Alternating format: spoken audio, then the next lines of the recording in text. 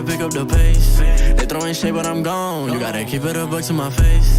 Taking the gang out of space. Expect if you stay in your place. They hating on all of my songs, yeah. I don't know what can I say. They throwing shots, but I'm saved by his grace. God is the shoot, I'm the lace. Running around, got me stoned, man. Feels like I'm stuck in the maze. Shoot at the Oculus the case.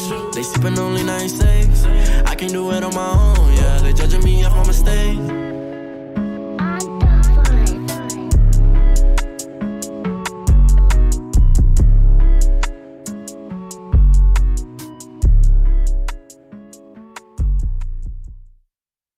Calm down before you stress up the groove. The energy a little different when the blessings accrue. Hey, who you talking to? Just know I ain't no regular fool. Could be anything in the world, but I can never be you. Because I stand tall like I'm on my tiptoes. Baby, you think a little too small. I got big goals, baby. Hey, where the money at? Look, I just need the info. Pronto, I go and get it and split it with my kinfolk daily. And I'm the type of that might change my number on you. Yeah, that's how you react when people took a slumber on you. Pretty brown skin, baby, I can see the summer on you. You see all the bread, and I know it make you wonder, don't you, don't you, don't you? I ain't surprised at all. Seen them rise and fall. Went up the mountain, it wasn't hard to climb at all. At the top, I found some relief. I finally got some peace. Carry on, but please don't mess up the mood. Yeah. I worked too hard for it. No, I need to beat it before you mess up the mood. Yeah, ooh, I worked too hard for it, and I need it, so please don't mess up the mood. Don't mess up the mood. Don't mess up the mood. Yeah, I worked too hard for it. Yeah, don't mess up the mood. Oh, it's so crucial, I gotta keep it. It's in the air, it's everywhere. No, it's not a secret, and I bet they didn't think that I'd ever get it. Everything you've done, I get it. The life you're dreaming, I live it, and I'm coming in high. You better get out the kitchen. Yeah, I could make a hit on whatever you pitching. Baby, let me fill up whatever you missing. Or you like it up at the top, it's a better view, isn't it? I'm not surprised at all, no way. Hey, what you need? Come on, just pay the fee, I supply it all. Went up the mountain and it wasn't hard to climb at all. At the top I found some relief, you see, so please don't mess up the mood. Yeah. I worked too hard for it, no, I need to beat it before you mess up the mood. Alright, ooh, I worked too hard for it, and I need it, so please don't mess up the mood. Don't mess up the mood. Don't mess up the mood. Yeah. Oh, come on. I worked too hard for it. Yeah. Don't mess up the mood.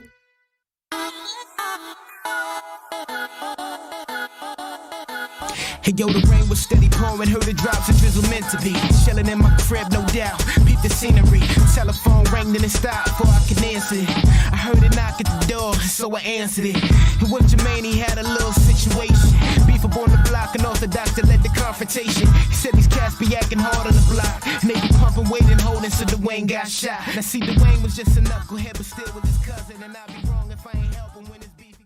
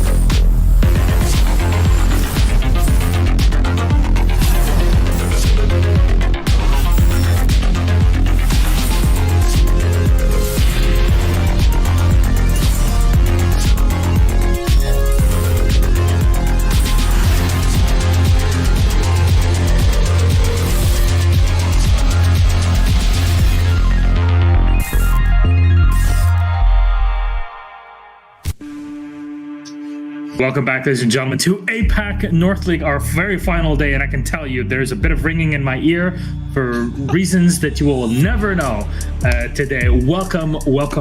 We're still from home. I'm still in slightly my kitchen, as is everybody else right now. Always reminding you to stay safe and stay healthy. Soon we'll be out of it and in our Paris studio very, very soon. Cannot wait for it. Beautiful, beautiful place. Let's bring up the beautiful people. It's all relative to the size of your steeple, as long as why are there double Jess? There's two Jess. Des is gone. He's out of here. My god, this is like the stuff of nightmares. Hi, I'm Budget Jess. Oh god, this is worse. Describe me how I feel. Bring her back. What is going on? Hello, Des. Hello, Fluke. Hello, Ace. Hello, Jess. Hello, Hap. Now, today we're all here gathered. We're happy. We're in a good mood today. Thank you, Fluke, for waking us up. It's all right. Didn't have to say it like that. Now it's a little bit suspect. Fluke just tapped us on the shoulder and we're sleeping bed. Like, yeah, are you ready for the show? We all actually sleep in a very COVID-friendly yet bunk bed-esque scenario, like camping. I'm not allowed in the UK, so I don't know how you would get to me anyways, but that's a story for another day. Let's actually get things started. I know there's a lot on the line for today in APAC North, and the big reason is that this is the final playday. Now, before we talk about this final playday, let's take a look at the rankings and those numbers first, before we dive a bit deeper into the matches of our last day. There it is. We'll talk about what they mean in just a moment, and it's been so many wins for Cloud9, not a single drop. 5 wins for Cyclops, Guts at 3, Talon as well, 2 for Fnatic, 1 for Damwon Kia, 1 for Fav, and T1. Sad. Can we play some sad violin in the back, please, production? Can somebody? What? You're our vocalist here. Can you give me some sad violin in the back? No. Sorry, it's early. You can't just bring sad violin. What do you mean it's early? She was just screaming in our ears for 30 seconds. That's not a sad violin. That's not a sad violin. That's a loud bassoon. Right. Well, let's look back at our last playday. First of all, Cyclops Athlete Gaming versus Damwon Kia. JIESCA, would you like to talk to us about that match? Sure. Well, it started off, and I think Ace and I were rather critical of Damwon Kia and their performance in that last game because, let's be honest, they were on the up and up. They got onto their attack, and they looked so incredibly lost. They were putting rounds on the board, or rather losses on the board, that did not make sense. We're not reminiscent of the Damwon Kia we know them to be, and unfortunately, that just became an easy game there for Cyclops, especially in the first half. If you want to go back and look at it, I think this was the least reminiscent of Damwon Kia we've seen the entire season. It's unfortunate maybe they overestimated their opponents of Cyclops being a top 2 team, got a little bit scared and passive going into it. As a result, their attacking rounds didn't really count and didn't really rack up, and they took it, unfortunately, Cyclops, and that puts them in a second place and maybe possibly a first place position today. Yeah, that is a big question. Cyclops C9, by the way, today. I'm just going to put it out there. I know we're going to talk about it so much today. It's going to be huge. I can't wait for it. Cloud9 versus Talon is up next. Monsieur Appels, would you like to fill us in on the all-Korean match? Of course I would. And it is a match that had a lot on the line there because Cyclops just won right before Cloud9. And, you know, those two are in a little bit of a battle, which will be decided today. So Cloud9 needed to put as many rounds on the board as possible to at least go in with a bit of an advantage here. And it was going really strong for them, right? They were able to get 3 consecutive rounds on the board. Talon was starting to strike back with a great clutch, I believe that was from Labyrinth coming in there. And Talon themselves, they also are still in the fight for the top 4 spot, so they really needed a win or at least a point here today, but unfortunately they weren't able to make that happen, and well, that leaves them in a potential 4-way tie that could be ending up here today. Well, there's no questions about our next 2 squads. You'll see the highlights popping up. Fnatic versus T1. Ace, it was good to see Fnatic. It was also good to have a chat with Alphama. Yeah, it was. I mean, it was good to see Fnatic turn up and be the team that we expected from play day one, to be honest with you. They came out and they were just absolutely dominant. They ran roughshod over T1. There was just no real competition, if we're honest. It came out 7-0 and T1 probably could have played all night and not put a round on the board. That's how Fnatic were looking. So, yes, it's a good confidence boost for Fnatic, but there is still a lot of work for them to be done because T1 are not necessarily showing up with the same quality as everybody else at the minute. They're getting better, they're improving, we've seen it, but this was a big blow to them really because Fnatic were just unstoppable.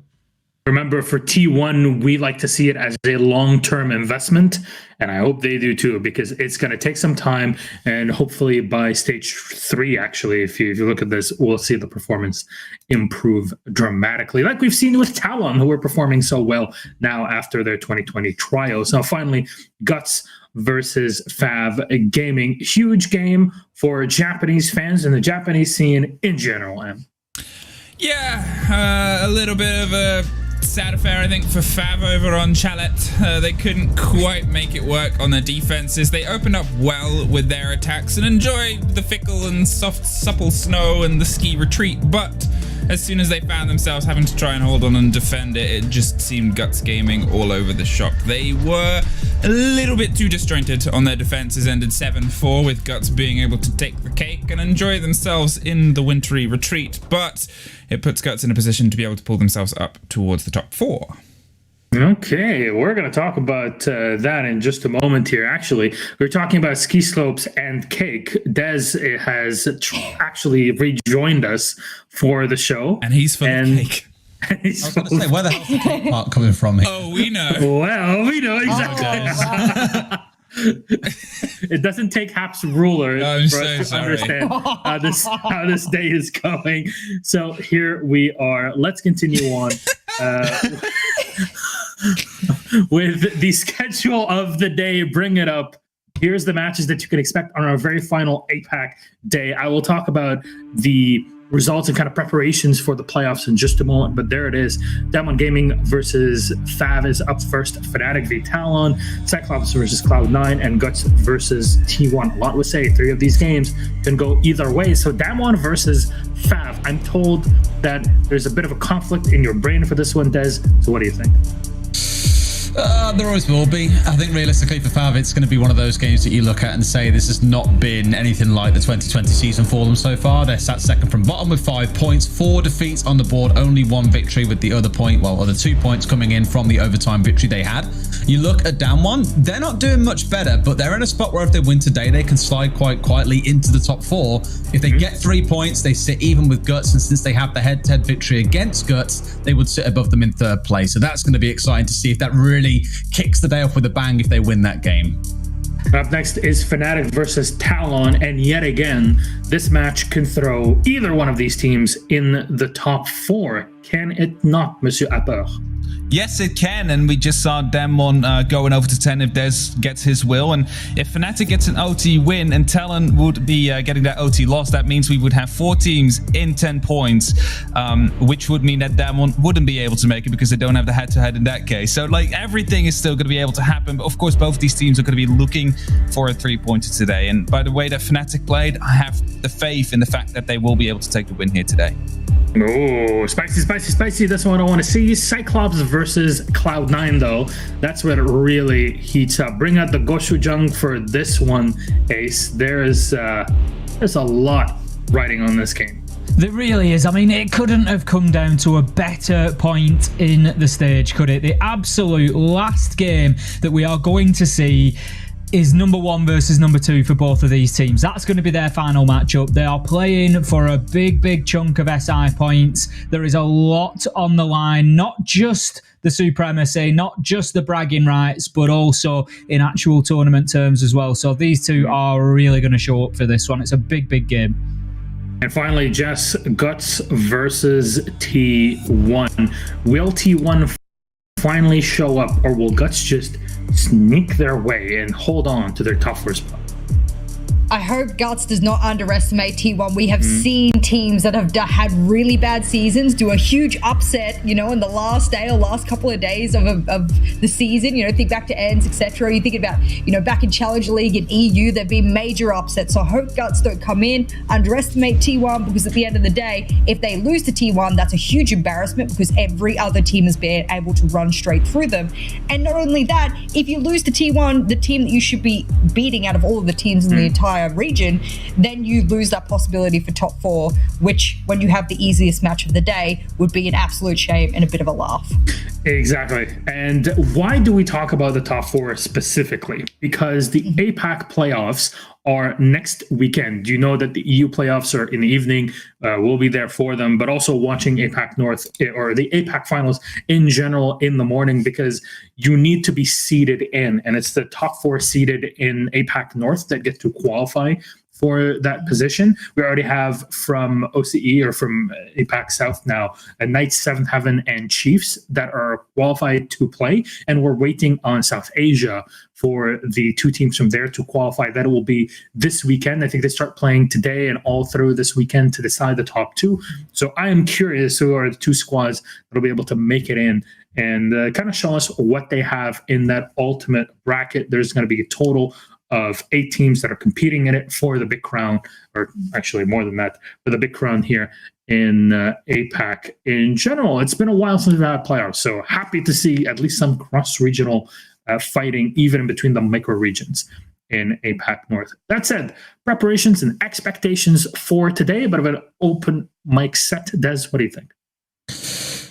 I mean, for today, every single game counts. We can look at that game between Guts and Talon again and say, it should be a walk in the park for Guts. But Talon, like Jess kind of half alluded to, they took 5 rounds off Cloud9. T1, sorry, not Talon, all the way around. Honestly, too many T's. Yeah, T1, thank you very much. T1 took 5 rounds off Cloud9. They've shown that they can kind of tango with the best. And I think in Guts' mind, knowing they're a team that have looked good when they play very kind of turtle defensive-based play, if they're not careful today and go a little bit too aggressive or a little bit overconfident in their play style, they might just find themselves getting beaten. And like Jess said, you then potentially fall out of the top 4. That's going to be scary. Definitely will be. All right. That said, everybody, thank you so much for your input on this day and what there is to expect for APAC North final play day of this stage. We won't be back until stage 2 of the playoffs next weekend. Make sure you're tuning in to watch. We'll be back in just a few moments for Dam1 Gaming, Kiev versus FAF. See you in a moment.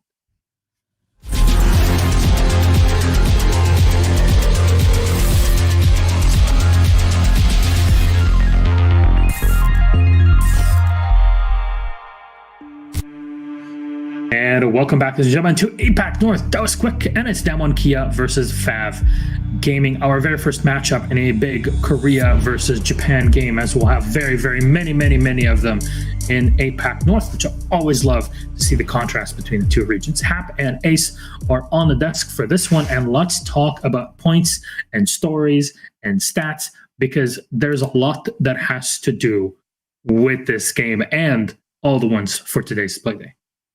There really is, and I mean, this game, this play day, it's my favourite time of year, Milosh. It's all about the stats, it's all about the numbers, it's all about the points and standings. And today, let me tell you, almost anything can happen. Fav and T1 can't make it, that can't happen. But other than that, anything can happen, and there's a little bit of me that wants to see 4 teams finish on 10 points today and just go into that mixer.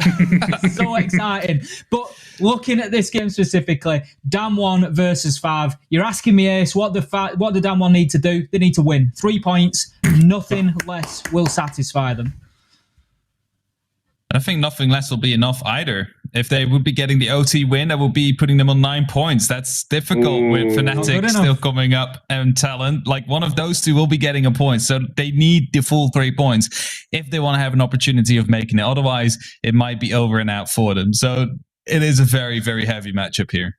See, we all usually want to go to OT games and see what happens in there. But overtime today is a killer. I don't want overtime for this one. Nah, that would make the whole day less exciting. basically for most of these games. Yeah. Yeah, it's just not a good time for the squad. So let's see what they can do. They need to show that APAC North is best in all of APAC. Okay, that's kind of the bragging rights that we're in for those playoffs. So let's talk about our rosters. First of all, Fav Gaming, our Japanese squad that has been very iffy throughout this season. We always expect a lot of them, but they're not really having the greatest of seasons, at least in the stage start. No. They also seem to have Trey Jägermain, so there's a lot of role swapping going about right there. But the thing that you need to know right here is that Fav is one of the two teams today that unfortunately is no longer going to be able to make it into the top 4. Now, that might relieve some of the pressure off them because all they will be playing for is the never mind, 3 points for the end of the year, all put together, stage 1, 2, and 3, to potentially avoid relegation. So for them, the points will still be important. There we go. Okay, I was going to say it just will still be important, but just not for the playoffs here today. So they play for different stakes as that damn one will be playing, which is probably very important to note. Look at those numbers. Unfortunately, not having the greatest of times, and it's mostly against some of the tougher teams in the league. That was game 2 versus Fnatic of the entire season, and they went to overtime. Fav able to collect a couple points from it, but that was in the era of Fnatic not able to close games. I hope that is over. We'll have to see later on today. Their opponents, though, Damwon Gaming, Kia, Ace. This team actually comes in and surprises everybody with some pretty decent performance, and they're 3 points away, or even 2 points away from breaking the top 4. The mystery of APAC North remains Damwon Gaming Kia to me, because as you say, they've come in with some great performances, and then we've seen them have some pretty bad ones like last week as well. So there is work to be done for this roster, but work that can be done. And I honestly think we need to look at Damwon Kia in the same sort of fashion that we're looking at T1. New org coming in, work to be done, growth to be found. And they are doing that. Yes, so far, gone fantastically from beginning to end of the stage. We've got to say that 1.36 rating, one of the highest number of kills, if not the highest, in the entire league at this point in time.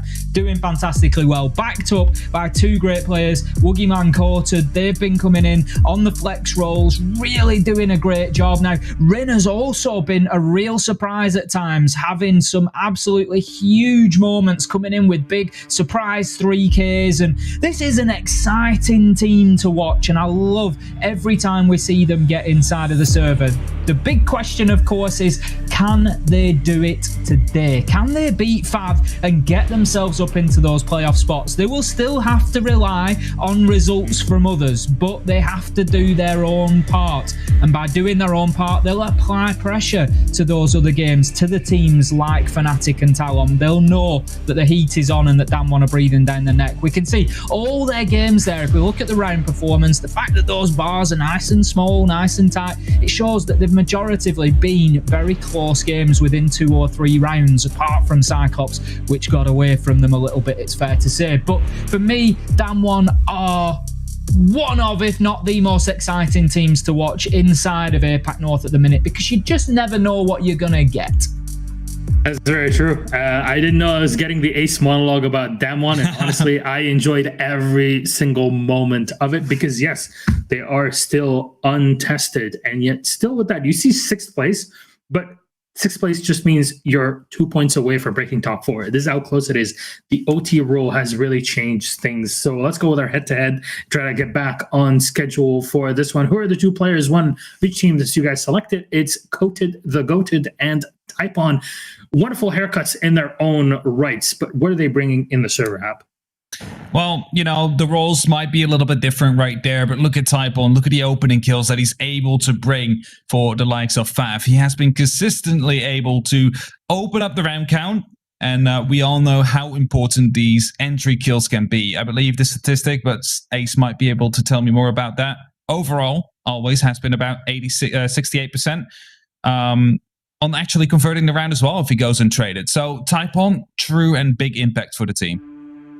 Yeah, it certainly is. I mean, you're right there about the overall. Yep, we're usually looking at about 68, 70%. If I bring up the stats for Fav quickly, I can tell you, they're just above that. So getting the opening kills is big for them. That's an area that Courted has done well in as well. I've taken to calling him non-stick Courted because he just seems to get in these difficult situations and he always just manages to sort of slip out of them. The bullets just don't seem to stick to him. He seems to just have some sort of field around him that protects him, and he gets the clutches. He gets in and out of those big moments safely, and for that reason, nothing sticks to him. He's a well-seasoned cast iron. Oh, I like it. Honestly, Ace, you know what? We're gonna have a lot of fun talking about etymology one day because. There's a lot of things I still have to learn from you. That said, which map will we be playing on as even the next match timer is going down to an hour. Fav Gaming taking us to Villa. That's where they will go with Damwon. And honestly, do you get the attacking start? I'm not sure how comfortable Fav will be on this one. But what do the numbers say, Hap? Because you look focused on this. I was quickly checking because I didn't remember them playing it this stage, and they didn't. So saving it for last G2 strategy. They're saving it for the last day, for when it's not really helping them anymore, potentially making it to the playoffs, But I don't know. I'm not feeling too confident here for Fav, just basically depending on how their last two play days have been going against Guts and Cloud9. Their attacks are good. Their defense is a little bit less. So I guess if you're starting out on the attack, there might be a win, but... Damwon have played it 3 times. They've played it in half of the play days so far. They've won it twice and they've lost it once. So they've been strong on the defence. They've got 60% and 65% win rates, both in AVG and Trophy and Statuary. So Damwon are a difficult team to beat here. But the one thing that might be able to help Fav spoil the party is there's a lot of odd footage there. So they should be well prepared. Well, we'll see how they do in this one. Some people just want to watch the world burn, and it's understandable to pull it out in the very final day. Maybe Fav can survive on Villa, but until then, we're going to prepare ourselves for our very first game of our final playday in APAC North to see who can qualify through in the top 4 and actually show up for APAC North in the playoffs for the region. Let's toss it to our casters. It's JIESCA 2 for Game 1, Damwon Gaming Kia versus Fav Gaming. Enjoy. Thank you very much, Milosh. Let's get this playday started with a bang, Jess. It's going to be a spicy one. We've already said in the pre-show that all 4 games today could have a really profound impact on the top 4. Who goes through to playoffs? Who gets those juicy SI points and, of course, prize winnings? No game today isn't important, and I'm glad that we're starting off with one where Damwon can really spice things up from the off. Look at that social vote as well. The Japanese fans coming in strong, but sometimes the social vote doesn't necessarily reflect what the statistics say. And well, Damwon Kia are coming in favorites today, just out of recent performance and how Fav hasn't really been able to step up to the plate. And I know you love number 2 on the side of Fav. I've been a bit of a Damwon Kia fan since the relegations. So I think it's, a Jess versus Des kind of to see who wins here. But for me, overall, I do have to say that if the viewers are wondering who might win, it's probably Damwon Kia. I definitely put it down to Damwon taking this game as well. And not at all that they've been a significantly better team. They are only 2 points ahead of Fav overall, I'd say. But when you look at the results, the kind of games they've had, the performance that they put up against Cloud9 on this map, at least in the first half, really impressive. Fav inconsistency has been the kind of theme for the season in my mind. So I'm coming in today with a bit of nervous trepidation kind of brewing through my mind as to, can they really get anything today? And if they do, it doesn't have really any impact. It's more of kind of a pride thing to say, look, it's been a rocky stage, but we can at least get something. But Jess, talk to me about these bans, the Thatcher and the Nomad so far. What are we saying for Villa? I mean, this is the usual default bans, especially for Damwon Kia. Kayit ban coming out for Fav. And, well, I can't really look to anything other than last year for Fav to go, okay, what do they usually ban on these particular maps? Mostly the Nomad and Monty on attack. But if you look over towards defense, you go, okay, they usually get rid of the Clash. And if not the Clash, they'll get rid of the Kayit. So that's default. And that mirror is the most banned operator on this map by Damwon Kia by far. So all of these operators are default bans for the teams outside of the shield bans. So everything looking normal here for both of these teams. if anyone said to me, oh yeah, well, the amount we're playing on Clubhouse, I'd be like, okay, the Nomad ban's a bit questionable, but the Thatcher and the Kai make sense. But I'm still kind of racking my brains a bit to think, well, why the Kai and the Thatcher pairing here? Because on Clubhouse, we know it's because there are 3 hatches when attacking on the downstairs that without the Thatcher available, make it quite tough to get through them all. Not really enough for a Maverick to be able to get through all 3, for example. Why do you think here specifically that Kai ban's gone away? Is there some particular area you think on these sites that could be an absolute nightmare to deal with that justifies the ban? Look, I know that there's a lot of teams that really like to deploy those electric claws triple wall over towards statue. That's a popular area to use them. I know that a lot of people like them over towards that AV/bar wall. Those ones they want to keep closed for as long as possible. I mean, overall, I think there's a little bit of inclination that it's easier when a Thatcher is banned to use Kaid over any other operator. Forces people to go below, forces people to throw grenades over, whatever it might be. But something I have to point out right now is the biggest ban on this map by Fav since like October of last year, when they have managed to play it, which hasn't been recent, has been Clash. Guess who's bringing the Clash? Katsang. This will inevitably cause a delay for Fav, who are already pretty wishy-washy on their attack.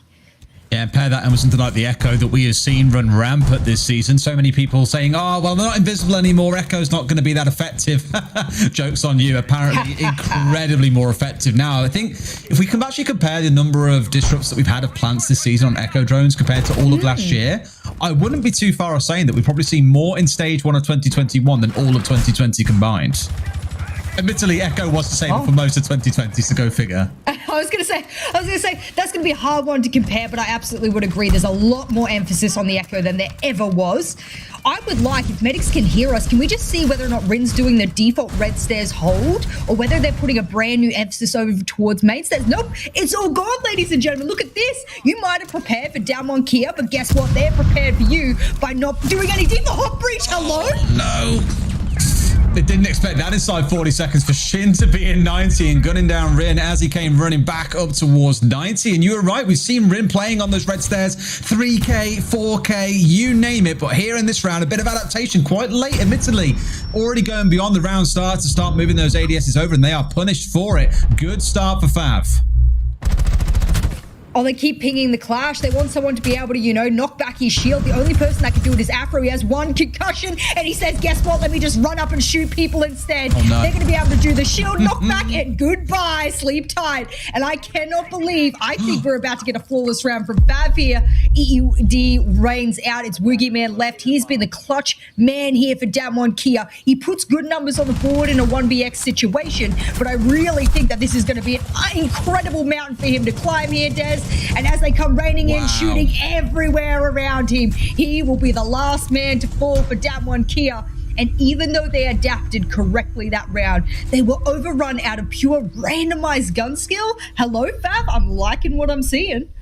I think as soon as they lost Rin providing cover on main stairs, you had the Clash basically playing alone and isolated, and that's when Fav said, right, pin him in. We've got main stairs control. We've got city control. He's boxed in. You cannot escape from this. And one thing to really note that I've seen probably not go so well for a lot of teams in the last few weeks, the Lions still having that EE1D scan available when it was a 1 versus 5 was wild, because a lot of teams burned those quite early on when pushing into the building rather than thinking about an execute. I don't really want to call that an execute onto site. It was an execute onto the mute, the last player left standing. He was not going to survive that no matter what. Oh, that's an exciting round to watch. When you get into the last play day of the season, you want to see exciting rounds. For Fav, this doesn't matter. For Damwon Kia, this matters a lot. So for me, for Fav, they can just go wild, go crazy, do crazy stuff like hop bridges, run upstairs 3 people and just absolutely demolish a player. I don't care what you do, but it turns out that that might be Damwon Kia's weakness here. It's just randomized, crazy, unexpected aggression. And I am living for it. Mind you, something I did want to point out, Typhon had a huge round that round. Afro was, I would say, one of the biggest impact killers over towards main stairs. But Typhon, he's the second highest rated in his team, just behind Shin. And I think that it's nice that Fav have some good gunners, putting some good statistics on the board. I think it's consistency down on the support end that has failed them this season. Oh, well, let's see how round number 2 goes. We normally say give teams 2 or 3 rounds to warm into things, to get a real feel for what's going on that day. And that was one of those rounds that kind of felt like dominoes were just falling over one after the other for Damwon Kia. So we'll give it another round, see how things square up now we're on trophy and statuary. guarantee you're going to see Rim being a little more cautious about those kind of, again, post-setup ADS rotates. But a very popular hold that we've seen pretty much all this season is the one that you're seeing Yas sat behind now. We have seen wars waged over this shield on the master bedroom doorway all season long, and I don't expect this one's going to be too much different. Oh no, that one didn't land on the wall as intended. Not again, ladies and gentlemen. Hot bridge your way on in, and it's not going to be to the crazy effect that it was before right next to site. It's going to be just underneath bathroom, because what they want is Katsang from down one here below with the C4. Katsang always plays this position below. So if you're wondering why he is barricaded in below playing solo, he does this every single game. Fav know this. Why? Because there's a plethora of VODs out there of down one Kia doing the exact same strategy every single day. The reason he's there, the reason they're droning him out is if he C4s an important operator who's trying to get the wall open, it's all over for the attackers. So they need to dispatch of him quickly. Maverick as well, knowing that he has to be in melee range, of course, to make use of that blowtorch to get reinforced walls open is going to be the big kind of question mark that sits behind this. And yes, you probably say, Des, but there are Selmas. Why do you need to worry about getting close? Problem is, there's quite a bit to open when you're thinking about pushing in here, especially on the downstairs, as they've already burnt one of those Selmas to get pantry opened up, to start putting the pressure onto Katsang and forcing him back. You got to start thinking, well, what else needs opening up here if they start coming through for the push? They're still going for the drones here as well. Bearing in mind, Jess, about 90 seconds burnt here and clearing out the downstairs. That's a good roam from Katsang. And you might say he didn't get a single kill, fine, but he's still wasted a good 100 seconds at the start of this round and got himself back to his team safely. He's also going to be the pin, like the linchpin for those stairs over towards Astro. You can tell that that's where Shin wants to make his ingress up towards. And I think the problem will be is that they've spent so much time on Katsang, they let him get away. That's why you got to cut the rotates. The moment you find out where he is, boom, open bicycle window.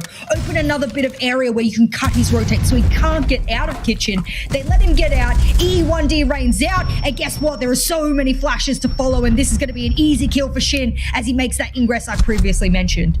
Curious with the pistol out as well, but finds a kill regardless. Who cares what gun it is as long as the enemy team are dying as a result. 3 versus 5. I was going to say 3 versus 4. Sorry, it's very quickly burned down into a 2 versus 2 with Woogie on the deck. I doubt he gets recovered. Rim went big, finally gets traded back out. A 1 versus 2 for Yas, and it looks like the fortunes for down 1 are going from a bit of bad to worse here. Down 2 rounds potentially. Who knows? We'll see if Woogie can come out with a big clutch. We've seen some plays from him this season. Yas has had some incredible games, but Fav are going for the plan. Pushes in Trophy, and K-Racer narrowly misses it. Finally collects the kill. The smoke comes out and it's well placed. It does do quite a bit of damage, but now Woogie's got it all to do. 1 smoke canister left and in a post plant. Oh my God, is it going to be tough for him, Jess? Swings out instead now towards Statuary. Where can he push through? Where are the enemy team? Is no doubt the questions racing through him and his team's mind. 1 was in bathroom. 1 is below, about to come up red stairs. I think no matter what he tries to do here, he knows that he's in a very tough spot. Afro, a few warning shots, backs out towards Astro. Woogie's completely lost. He's got to try and stick this right now. The round is done, but dare I say, Jess, this one should be done. There we go. What a shame for down 1 Kia, for all of the people who are sitting there going, wow, they're absolutely getting stomped here. That round wasn't anywhere near a stomp like round 1 was. So it's a closer one, and you got to give down 1 Kia that. The big downside here, and the reason that I think this is a worry for down 1 Kia, statistically, they are very defensive sided on this map. And they've played a lot of it. Down 1 Kia have played a lot of Villa, as you know, the analysts alluded to. They like Villa, but they are still a defensive sided team. And so if you are losing sides of the map that predominantly give you most of your rounds, and these are rounds that are going to put you into the top 4, I don't know about this one. They better have like some of the best attacking rounds ever so they can recollect these rounds, or they need to win the next 3 in a row to be able to get themselves at least a leg up in the first half where they usually do. Oh, whatever Fav are pulling out so far has been working wonders. For most teams, you'd say walking out the first half of Villa when you're on the attack with 2 rounds would be a blessing, and you know, one that you'll take quite gladly. Well, here they've still got 4 more rounds to play with. How they played so far, something tells me the fortunes of down 1 Kia are probably not going to go magically better and get them 4 rounds in a row. I would be kind of surprised to see it settle at a 4 and 2. A 3 and 3 maybe feeling a bit more realistic if down 1 can balance themselves out. Where I will give them a little bit of, not so much credit, but kind of historical evidence, is against Cloud9. They did lose a couple of their early defensive rounds. The first one, admittedly, to a team kill. The second one to a kind of domino effect like we saw in round number 1 of this exact match. They did then start to turn things around. It did get a little bit better, and then on the attack, they could do nothing against the side of Cloud9. So, give a bit of breathing room. I know I keep on saying it. It's been a couple of rounds. They have been quite dominant for Fav. I'm still trusting that Damwon could pull this one back together, as we've seen them do so many times this season. It looks like Rin was setting up a little bit of red stairs. Banshee went to the bottom of red, and I'm not sure whether or not they are expecting Fav to change it up now that Fav's already done. And yes, they are. Just considering those placements as a whole, I can guarantee you that they think that they're going to do a bedroom side push and swipe all the way over. Looking where Shin's going in now, maybe, but I still think that there's a split emphasis here from Damwon Kia, and I don't like that because they're getting overrun by gun skill alone. You're better off having numbers towards someone like Yas, for example, so you can at least get the trade, and that might, you know, hurt them here as Damwon has split themselves between red and main stairs, and pretty much all of the utility is split in those exact positions.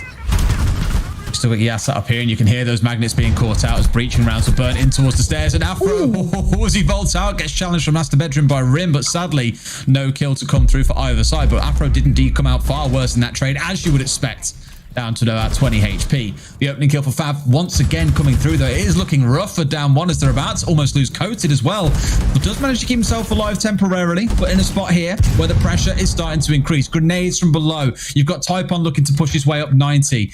Everything is just starting to come together on site already, so much so that most members of Damwon have just said, yep, peace out, we're done. You've only got Coated sat inside one room and Rin inside the other.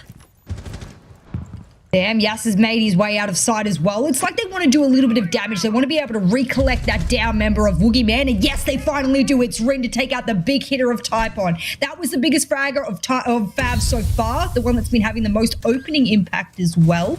And I think for the total numbers that you're looking at and a whole 60 seconds left to play with, this is dangerous. Katsang needs to get a kill over towards 90 to keep that power position control. And Rin is just continuously aggressing onto that study door.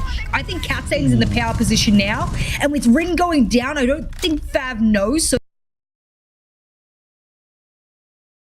they could be picked back up. But the big thing now is when you got 45 seconds left, the big person for me is Katsang. Watch out for him, because depending where the push comes from, he will be the person that stops it. Oof, well, Rim being quite aggressive in the challenging, admittedly, I get it. You want to stop them getting control of studies. We know that's such a crucial location when you want to try and look for a plan, but maybe a little over aggressive at points even, and did start to pay the price. Back on their feet now, at the very least 3 versus 4. Fav with still a numbers control until that C4 comes out and they lose the next gunfight. That should have been a freebie, Katsang, but Shin wins it out. They're starting to think about going for the plan. They know that one is in around the bar area, but he loses that gunfight as well. Things are falling apart for Damwon after it looks so good for the longest time. Rin has got a hero play to pull off here. They're both so low. A simple spray could have been enough, but sadly with no angle through the wall, this is going to be a post plan to play out here. Nothing to be done. Fav 3 rounds on the bounce, and it is going from bad to worse, like I keep on saying, for Damwon Kia, Jess. Oh, Fav looked like a completely different team. I mean, the ferocity, the speed, the anguish that they are laying all over Damwon Kia now is unbelievable. And what's even more unbelievable, if you're a stats person like I can be sometimes, Fav have only ever won 31% of their attacking rounds on this map. That is so incredibly low, like compared to usual statistics, which sit between 40 and 60% depending on the team. That is incredibly low. If you look at how defensive sided they are way more defensive sided than Damwon Kia on Villa, to the point of 73% of their wins come on the defense rather than on their attack. So for them to be doing so well on a side that they usually put up poor results, they have changed something up. And maybe it's because they've got nothing to lose. This team's just playing like, hey, let it free, let it run. I think the painful thing is seeing Damwon miss so many crucial 1v1 shots as well, where you feel like all things being equal, they collected a kill or two back to the other side. Fav kind of have the wind taken out of their sails. But in that round, we saw on screen, thank you very much for it, by the way, Medics, 2 1v1s they were taking and 2 1v1s that they lost. Highly unfortunate, but Fav have definitely woken up on the right side of the bed today. And to make matters worse, I think for Damwon coming into this round, look at number 2, bringing along the Ying, an operator that we have seen periodically banned away and even less periodically brought along and actually played by teams. I think the last time I saw a team really effectively try and make use of it was Secret when trying to push into through Trophy in towards site on Oregon to try and go for a plant against BDS. It just kind of feels one of those operators that teams occasionally have an idea for, but normally the time it can ever be employed, it's then banned away by the other side, quite coincidentally, I guess is the way you can describe it. Well, there's not a player on the side of Fav that I can even say anything negative about right now. They are all having impact in some way, shape, or form, and most of it is coming down to gunfights. Speaking of gunfights, number 2 says the way we can get main stairs quicker than ever is if we cook those magnets, we cook those ADSs. I toss up a couple of candelas. They won't be expecting it. They're actually going to use smokes to be able to cook out one of them, and well, it looks like they're just going to continually toss them out. Try and smoke, try and abate any of the players pushing on up, and it's Boogeyman's job this time to hold the main stairs. And the reason I say that, with the SMG short range, it's going to rip through a player, but even better is the shotgun at his disposal as well. And that's why they're trying to just delay a little bit of time, because they've been losing players early in each of these rounds, and that's what you need to, avoid. This is what I'm quite enjoying seeing here, is how much time they can waste. Sure, they're still burning up. Oh, you heard the magnet and the ADS go off at the same time for the same projectile there. Hello? 2 in 1, and somehow Typon has just walked his way into main stairs and picked up a kill for free onto Woogie.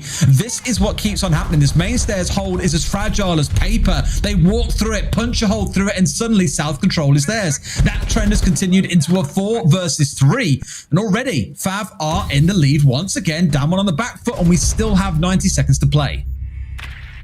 Oh, that was such an important kill from Yaz there, coming sneaking out of that game's door, takes out Typon with a headshot, because Typon's been doing major damage. And it's not that he's been doing anything insane, Des. It's just he goes, oh, you're distracted? I'm going to go in and kill you now. And that's all it has taken to get main stairs control sometimes. Think about it. None of those candelas really even went off. Did they actually have an effect other than distraction?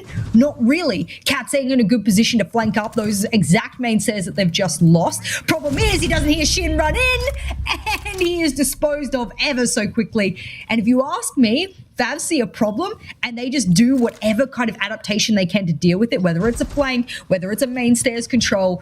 Fav they look unstoppable. Their use of the verticals. We spoke about number 2 and his grenades earlier on when he was playing on the Maverick. Now it's about the play from below, just looking to kind of chip people out as they come rotating down. Oh, they both line up for Rin, and that's a triple kill out of nowhere. Not able to take the trade shot, and now it's number 2 in a 1 versus 2. Quite appropriate number to be against here, but this could be a round for Damwon to come back from the only shining light for this team. It has been Rin time and time again. Although Yas collects that final kill, you could put so much of that down to the gunfight being won by Rin in the 1 versus 2 on Aviator Doorway.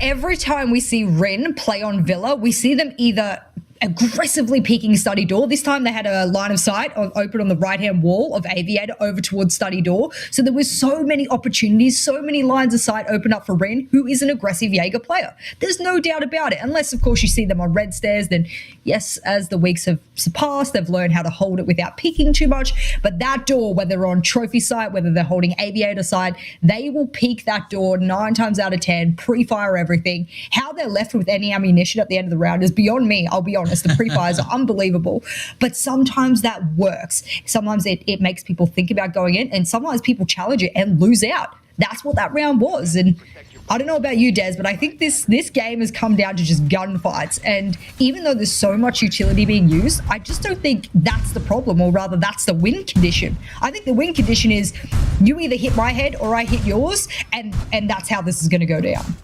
I mean, dare I say, in a way, it's kind of the fundamentals that Siege is built on, where you have the kind of defensive setups, you have the kind of utility mini games that exist in the early round, and then it's once we've kind of expunged anything that can impede us in the gunfight, that can tilt what would normally be, or mathematically should be, a 50-50 gunfight becomes a 60-40 in the attacker's favor, or the defender's favor, or whatever you want to call it. Even chipping away a bit of HP can really change that around.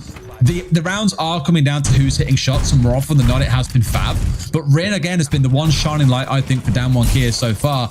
Yes, the kills in previous rounds haven't been as impactful as in the previous one, but look across the scoreboard on the side of Damwon. 0 kills Woogie, 0 kills Katsang as a roaming player, by the way, and only 1 kill for Goated, the player we've described as Goated so often. It is a 2-man army right now on the side of Damwon against a team on Fav who, outside of maybe K-Razor and number 2, who are playing the more supportive roles, everyone's hitting their shots.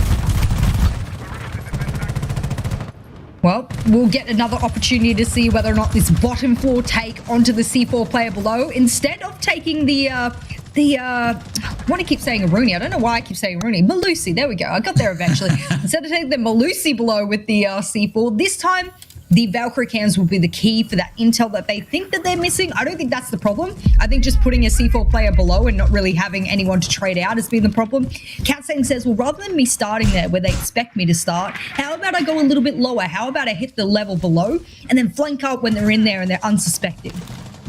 Must be the most unused area of Siege, I think. The basement on Villa, every now and then you see a team making use of it. And I distinctly remember in stage 2 of last year, a team that had a full-on push through basement. They had 4 or 5 of them pushing through there together. We had the Nook and a couple of players from EU making use of it as well on the attacking side. It is very limited in use, but when teams kind of find a play that works for them, it can be hyper effective. Again, just kind of very much relying on the element of surprise than it is on being like a very popular or common strategy. Speaking of the element of surprise or an effective strategy, I still think that this time wasted by Katsang, who was rotated down, he was laying in basement, as you saw before. I believe he is still there and they are aware that he should be nearby. The problem is he's wasting so much time, and that's a problem here for the attackers. Rin, what a shot on the sheer. Woogieman was there last time, hasn't been able to get a kill, as you rightly pointed out. So instead, why don't you put the person that's hitting shots on the shield? That's Rin at the moment, and guess what? They keep adding to the tally. Absolutely, and I'm just thinking what damage can Katsang cause here. We spoke about the 100 seconds wasted previously. Here, it's not really wasting time because Fav have been doing the work around him. But if he can strike here at the right time as they start looking to rotate for the execute, and I think that's what he's waiting for, is the push towards Astro Stairs, as you would come to expect. He finds a kill here onto, I don't know, Taipon carrying the diffuser. Suddenly, this round is flipped upside down completely, but Taipon is inside a bathroom. They're already on the top floor. This is where we're going to see him strike. It's going to be Shin pushing his way up Astro, and they strike big. A second, a third comes out from Yas as well. A 5 versus 1 for K-Razor, and that bathroom push got shut down completely inside of Astro. Down 1, starting to swing this half back in their favor, close it out with a flawless round. I love that flawless round. I love because sometimes a team can come in hyper aggressive on doing unexpected things. A hot breach in a 90 window. When's the last time you've seen a player actively do that as a serious strategy? I cannot even tell you in any region that I've even specialized in that has happened. Only thing I can think of is that Fav have come in and gone, let's just be aggressive, got nothing to lose, let's play it all out, give it a good hot shot. Damwon Kia have now, after a couple of rounds of this random crazy aggression, have gone, okay, we're losing our gunfights. What can we do? Let's move some people around. Let's change key positions. Do the same thing we usually do, but just put Rin in the position to be able to hit shots that they've already been hitting. Let's move Woogieman back, put them on cans. Let's make sure that Katsang isn't playing in predictable positions. All of these chess pieces slowly moving around the table, or rather the chessboard, as you would call it. I don't even know what you would even call that. I don't even play chess. Yeah, chessboard. Yeah, good. But as you move these pieces around the board, my problem for Fav is that they're expecting one thing, and Damwon Kia have worked out if you just slightly move things, the time delay is enough to just put things in their favor. I'm looking at this round now, and we of course haven't been downstairs yet because the rounds that were lost by Damwon and Kia earlier on meant that we weren't going to ever play the downstairs. It looked like we were constantly going between Aviator and Trophy and Statuary, but as they have now managed to finally piece together 2 defensive rounds, 4 and 5 back to back, it does mean we head to the downstairs, so we get to see a bit of a different flavor. And what did I speak about in the last round, Jess? I spoke about the crawling through basement as a Nook. What do we see in number 2 bringing along here? It's going to be a Nook on side. Quite a change for both teams, mind you, because the IQ from Shin's coming along. You've got the 3C4 setup coming from the Pulse and the Bandit on the side of Damwon. With no Maverick on side, some walls here may very well stay closed. There we go with the strike. It's Woogie going down. 0 and 5 on a more supportive role. Not look good so far, Jess. That was not even his fault either. I feel so bad for Woogieman, caught out on the rotate down below. That is unbelievable. Just one of those windows, and Katsang no.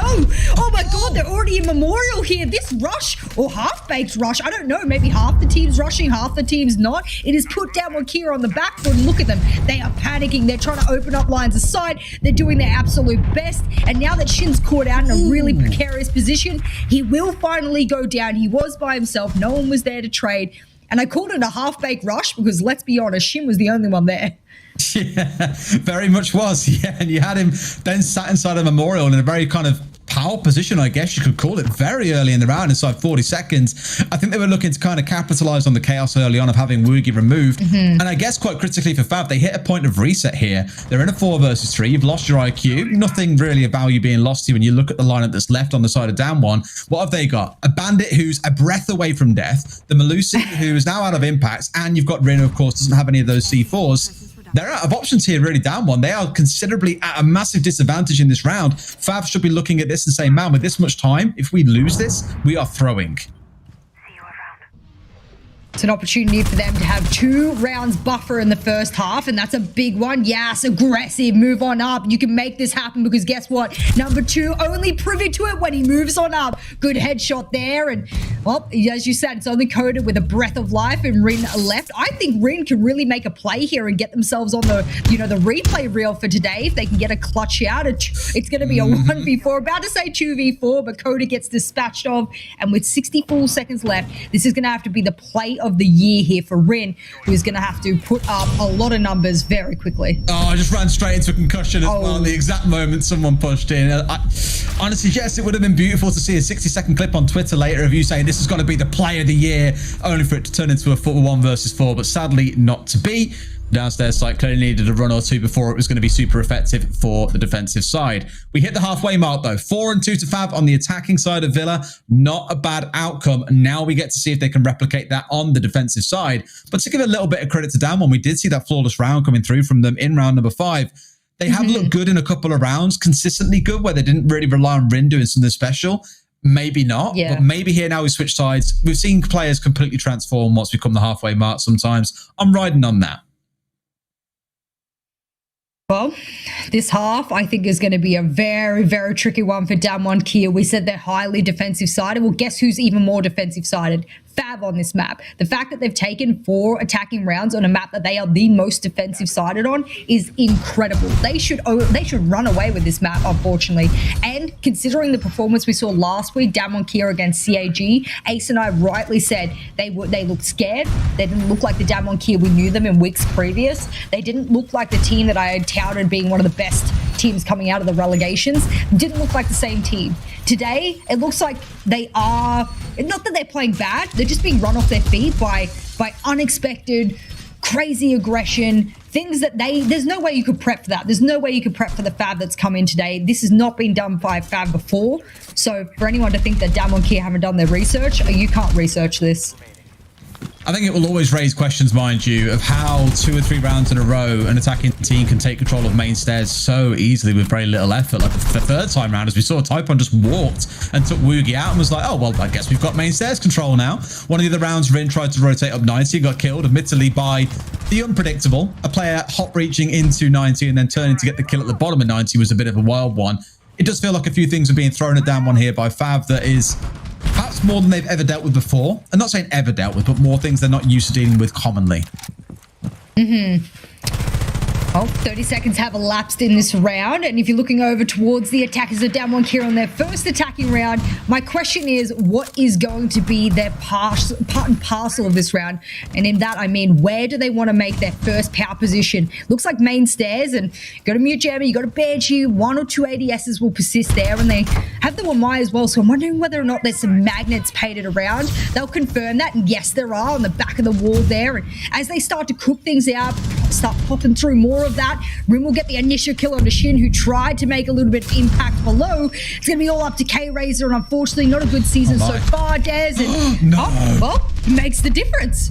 You say that and bringing down one of the best players, and a second C4 sings over the wall from number 2 to bring down another, but Coated stepping up, his 2nd kill in the whole match so far onto Afro. Could be a critical one, but gets swung by number 2, who finds his 2nd in this round. Where does number 3 and number 4 come in? One has to ask, because there are 2 members left on the other side. 2 versus 2, Jess, and there are 90 seconds left in the round. APAC attack, well, they all love attacking each other very early in these rounds.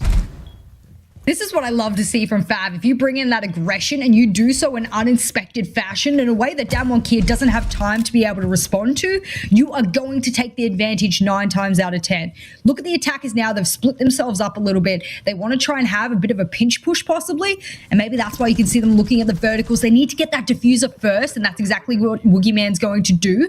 I believe the pinch push is what they're looking for. Hopefully the rotate comes in, because it's going to be very difficult for them to do the push that they're looking for here, I think.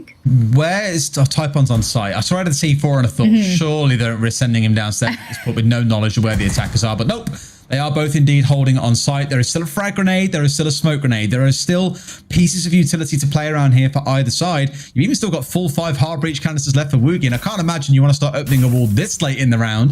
It's going to come down to kind of good old duos here, 2 versus 2, to see who walks away the winner. Grenade comes singing through, not going to connect onto anyone, but will definitely give some indication to the defenders of where this push is looking to come from. Only 20 seconds left as well, Jess. This is where Damwon's here need to get moving, and they're looking for a plant. But the C4, Typon, he's got it in hand. Surely they hear this plant going down. The C4's out. It's ripped. It's going to be let go. It's going to land in an almost perfect spot. It's too short. Here comes number 2 with a huge frag. We asked where number 3 and number 4 was going to come in. There's your answer. A huge round for Fav, and they move up to 5 and 2. I didn't expect number 2 to commit to that game's door, wrap around a 90, then hit the landing, and that was a really good read on the situation. To leave your player alone inside is a risk, because what if they overwhelm side, get the kill, plant bar? Then you're in a 1v2 situation. That becomes tricky. That's a retake that is hard to achieve, but really well read there. And you can see them all sitting there smiling, and they damn well should be. They've had a rough season, Des. They've absolutely had a rough season. That is without a doubt. To come into a game here and steal away Damwon Kia's chance of making top 4, mind you, the analysts did rightfully say that it would depend on how the other games went, whether Damwon Kia would walk into those top 4 or not. Doesn't matter, because how this game is looking now, it's looking like Damwon Kia, they're just trying to pull out rounds, let alone a win.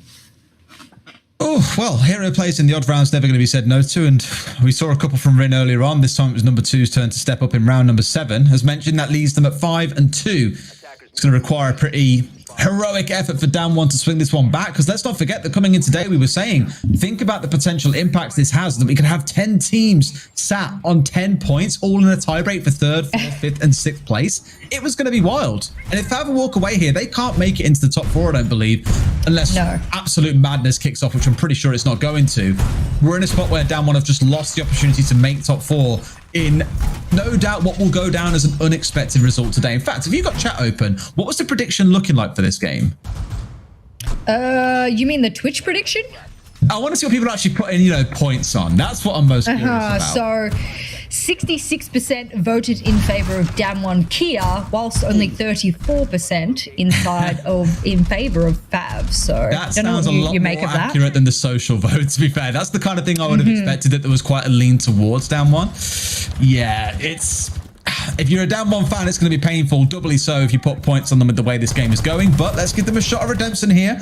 There are still rounds to play, at least 2 more for Fav to have to overcome or win to get themselves over the finish line. And for Damwon, looking back at this result as a 7-2 would be a painful memory to reflect on once the season is concluded.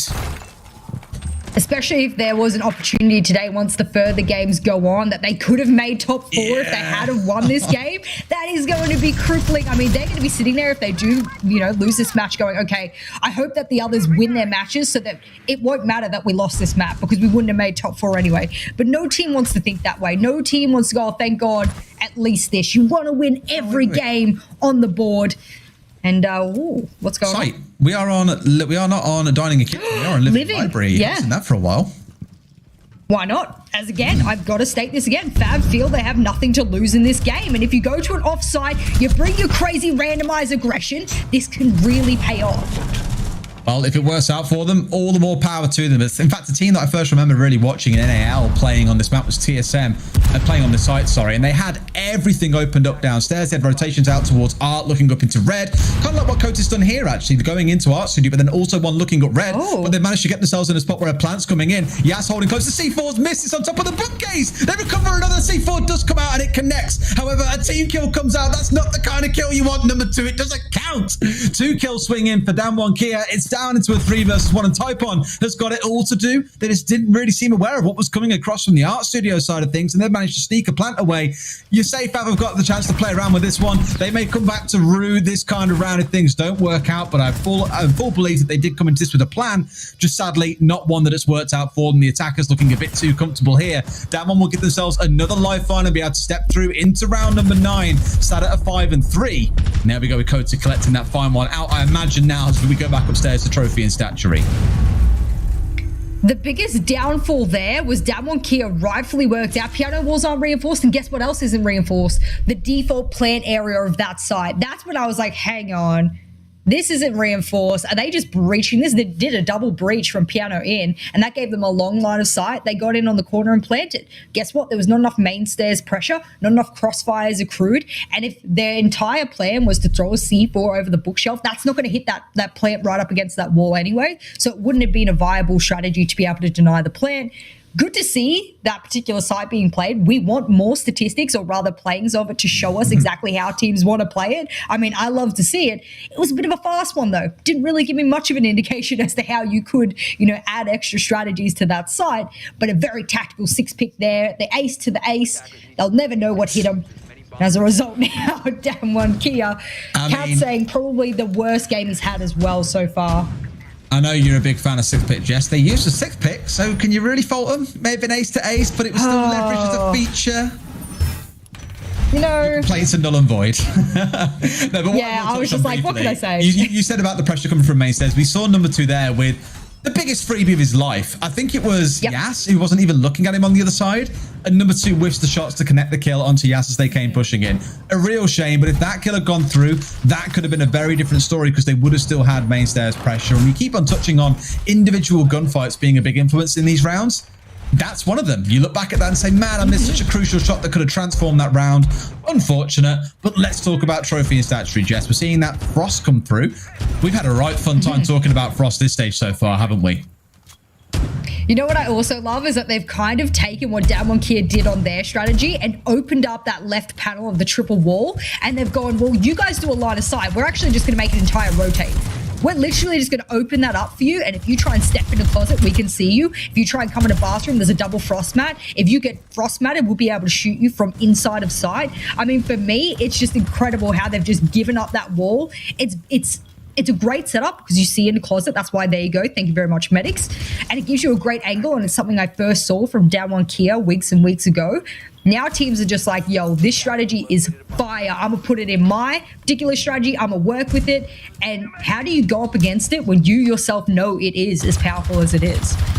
It's a honeypot as well with this triple wall, just being like, oh, look, we've opened the wall for you. Come in, come in. There aren't about 4 angles waiting for you to come stepping in. And they're yeeting out the Selmas to burn through it, and they have managed to deal with it quite comfortably. Admittedly, on the other side, there being no there's no worry about magnets. It's a pretty simple one to burn through, knowing there can be a max of 3 ADSs present. But they haven't destroyed the ADSs. You just heard one reactivate in your ears a second ago. I always fear when I hear that sort of thing, is it going to come back to bite them when there's a crucial bit of utility like an impact or a concussion that's meant to come singing through? Well, number 2 got that exact kill onto the window hop inside a closet that we spoke about before. That was a freebie. Woogie Man, who's unfortunately almost dropping the 007 and luckily got an assist in the pocket there. So not going to be one of those memes to talk about in the later days. Goes down early. That is the Maverick. That's one of the crucial operators they needed to get the wall open. And I believe there's still mute jammers on the wall, so he would have assisted even though he is now out of commission. And it looks like they're just playing gunfights here over in Bathroom. I mean, why is the ace walking and trying to get this kill? And oh no, well done. Too easy, so easy. Now we've got to challenge Apple. Flank of the flank. Do they know the flanking of the flank? It's not going to happen. Rin's a bit too aware. So fool me once is simply not going to happen. 2 kills being found, and once again, Rin is having a huge impact in these rounds. 2 kills swinging through. Yas collects a third, and like that, Fav's defense that started out as a 5 versus 4 has fallen very quickly into a 4 versus 2. Jess. Attackers dropped the diffuser. Well, I think number 2 and Shin, they're going to be looking to make big hero plays. Number 2 had the opening kill, and surely they want more, but guess who wants even more than that? It's Yas and Katsang. And I say this was Katsang's worst game so far throughout this entire season, slowly redeeming himself. But I tell you what, that is off the back of some really good reads into situations. I think when Fav used distraction methods in the first half against Damwon Kia have gone, you can do that, but we can do it better. And that's why you saw those smokes coming out onto the Astro stairs. You know, Rin rightfully using that as the perfect distraction method. Mind you, you can't hear footsteps 90% of the time when the smoke is being popped. That's a perfect opportunity to run up behind someone. Then, of course, reading to the fact that they themselves were being flanked. What a beautiful round there from Damwon Kia, showing that although they aren't statistically inclined towards attack on this map, they can attack. Oh, man. I mean, 2 rounds ago, I'd have sat here and said 5 and 2. Fav have just won. They're stepping through to what looks like a cozy victory. Damwon has swung 2 rounds back. Again, off a big play coming out of Rin and Italy. And we said in round number 8 when we were on Living and Library, is this one of those rounds that you look back on and go, we probably shouldn't have played that one. Is it going to sting? If they win Aviator games here and go 6 and 4, okay, maybe you get a bit of forgiveness. You lose here and it goes 5 and 5, man, it is going to sting. I'll be interested to see how Fav play this particular site. And the reason I say interested is because Damwon Kia had to change the walls that they opened up or closed twice just to deal with the aggression from Study that was being implemented by Fav. They're going to do a main stairs hold. And I mean, considering where all the drones are right now, that's not going to be where the push happens. I mean, Damwon Kia, they look like they're going to do a complete sweep from north to south. And if that's the case, there's not a lot of utility set up for it. They could rotate it, Des, but it'd be late. And we already saw how you get punished for late rotates. Think back to Rin in round number 1 with a bit of a late rotate from the ADS, is putting them on main stairs from being on red, and then got shot from 90, almost as if it had been read into a little bit too intelligently by the side of Fav. But yes, there is this full main stairs setup, as you can see. Shin holding pretty tight on that one. Normally you see like a smoke holding on here, but with no smoke in the round, it's changed away instead to be the Wamai that's holding. They're able to deploy away more of those magnets as and when they get consumed. But as you alluded to, if we've got Damwon starting to push from the north, are you going to have time to rotate all these gadgets? No way. No. Oh no, because of the blue light, they thought that was a Magnum, but it's actually the edge of a Banshee, which you can't shoot with your weapon. You'd have to melee that one or explode it, my friend. And guess who's on red stairs without a single ADS? I don't think there's a single ADS there. Is there, medics? Can you confirm for me whether through voice or just through the camera? And there is no ADS there. So it's all on main stairs. He's going to have to rotate himself out. That's why he shot and dropped. And now they are going to nade it. Confirm that it is empty. Drone will come zooming down and be aware that he has rotated down somewhere, whether it's over to Piano, whether it's down all the way downstairs. But they've taken so much control. They need to be careful of the flank, and they need to be careful of really good C4s like that from number 2. Straight out onto the window from inside of 90 as well. Not a bad C4 coming out, but we've been here before, Jess, who said, well, Fav are sat in a 5 versus 4. Surely they can't lose, only for Rin and Yas to collectively pull off a play that brings down 3 members on the other side.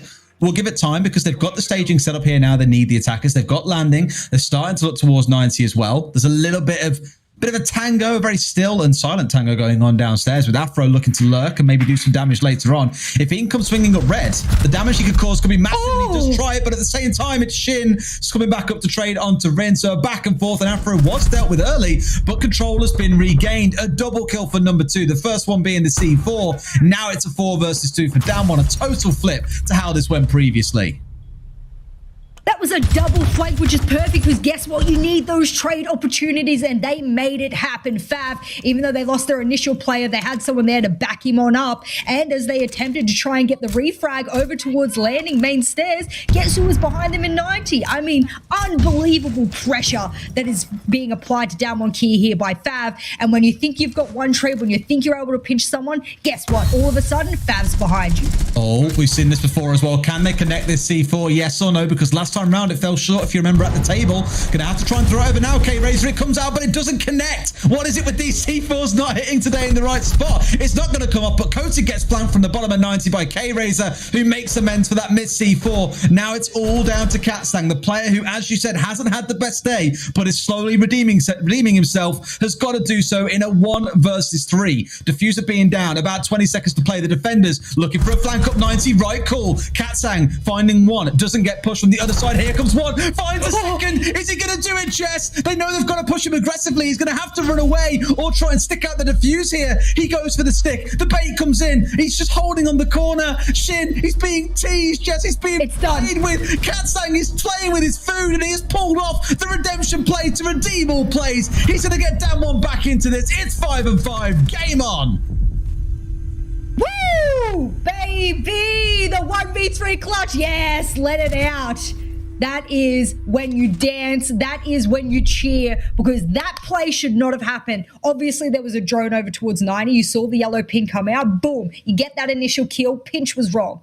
When I praised Fab 30 seconds earlier for their pinch capacity, their pinch ability, I was very clear that they were applying pressure to Damwon Kia that Damwon Kia couldn't deal with. In that 1v3 scenario there, had the person pushed out of Aviator at the same time the player down 90 pushed, he doesn't win. But you give him 3 1v1s and Katsang's got it all.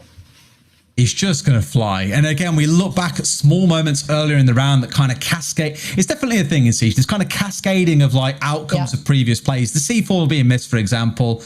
What a sting. They come for the flank. They manage to shut everything down and think, right, we've got this fine. We've taken control. Imagine if that plant had been denied in those final 10 to 15 seconds or so because of the C4. That would have led to Katsang having to be the guy that runs in, commits to the plant by himself, and probably gets shot out, and the round goes to 6-4. The game is balancing on a knife's edge here. That's how close so many of these rounds are coming down to, or hero plays from individuals. I can't wait to see how the rest of this game goes. We are guaranteed at least, though, to get 12 rounds, Jess. Hopefully, we see overtime as well. It's been one hell of a game to start the day. I really want to see more.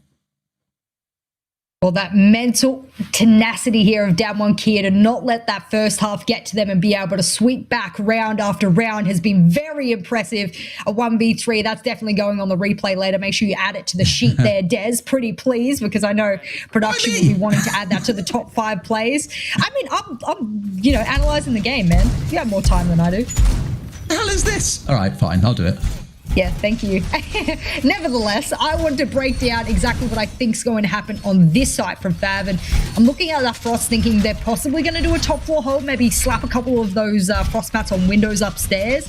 That'll be the point of K-Razor. Or do they do a turtle? I don't expect on a site like this with so much vertical opportunities that you don't do a top floor hold. That seems a little risky. And I'm glad that we've already got the replay ready to go, because this is the 1v3 we're talking about. There's the first 1v1. That's a bit of a freebie. Yellow pin comes out, confirms that for Katsang. Still got 75 HP to play with here. And then that pixel P confirms exactly where the Malusi is. And at this point, the bait from Shin, whether or not you think it's right or wrong that he should have baited it 3 times, it doesn't matter. Katsang was behind 3 different walls. He had the opportunity to play the time, and he did so perfectly. That's why we got 5 rounds apiece. But now on to this 11th round.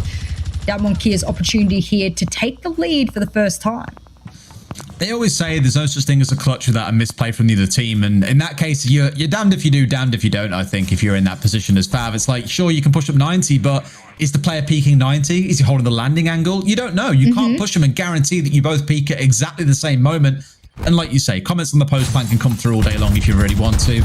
In those kind of stressful situations, it can be really hard to decide what is the right call. When do I make this play? Do I risk getting shot if I do this right now? It's definitely the kind of epitome of stress, I think, in Siege. It's a good way to define a 1 versus 1 post plant where you know that time is ticking down. Let's head downstairs, though. We are back into Dining and Kitchen. The boys looking hungry to pull this up to round number 12. Whether or not it plays out in the favor of Fav or Damwon is anyone's guess. It has been neck and neck all game long. And I think, as you said earlier on, the momentum is definitely starting to swing back for Damwon. I really want to see Woogie get himself slightly involved in one of these games. And number 2, please stop landing all these C4 kills. It's 13-6 this game, Jess. Unbelievable impact that he's had this game. In fact, I would want to say the sort of just almost exactly having that fragging impact that you said October last year. I think that's when you were really hyping him up, and now he's having the exact same impact here today, really propelling them into these rounds that they have been able to win. A little bit surprised by, not that there's an early pinch push here from Woogie Man, but he has decided to pinch over towards China, and they haven't really dealt with the roamers. That's his job as a Jackal, to try and spot out this vigil, try and dispatch of anyone who's causing a ruckus around the map, and that's Afro. He's been given free range of most of the southern side of the map. Woogieman hasn't dealt with him yet, but he seems to be close to being able to deal with him, and yes. Is he going to get pinched here by the players holding out towards the library? I assume not.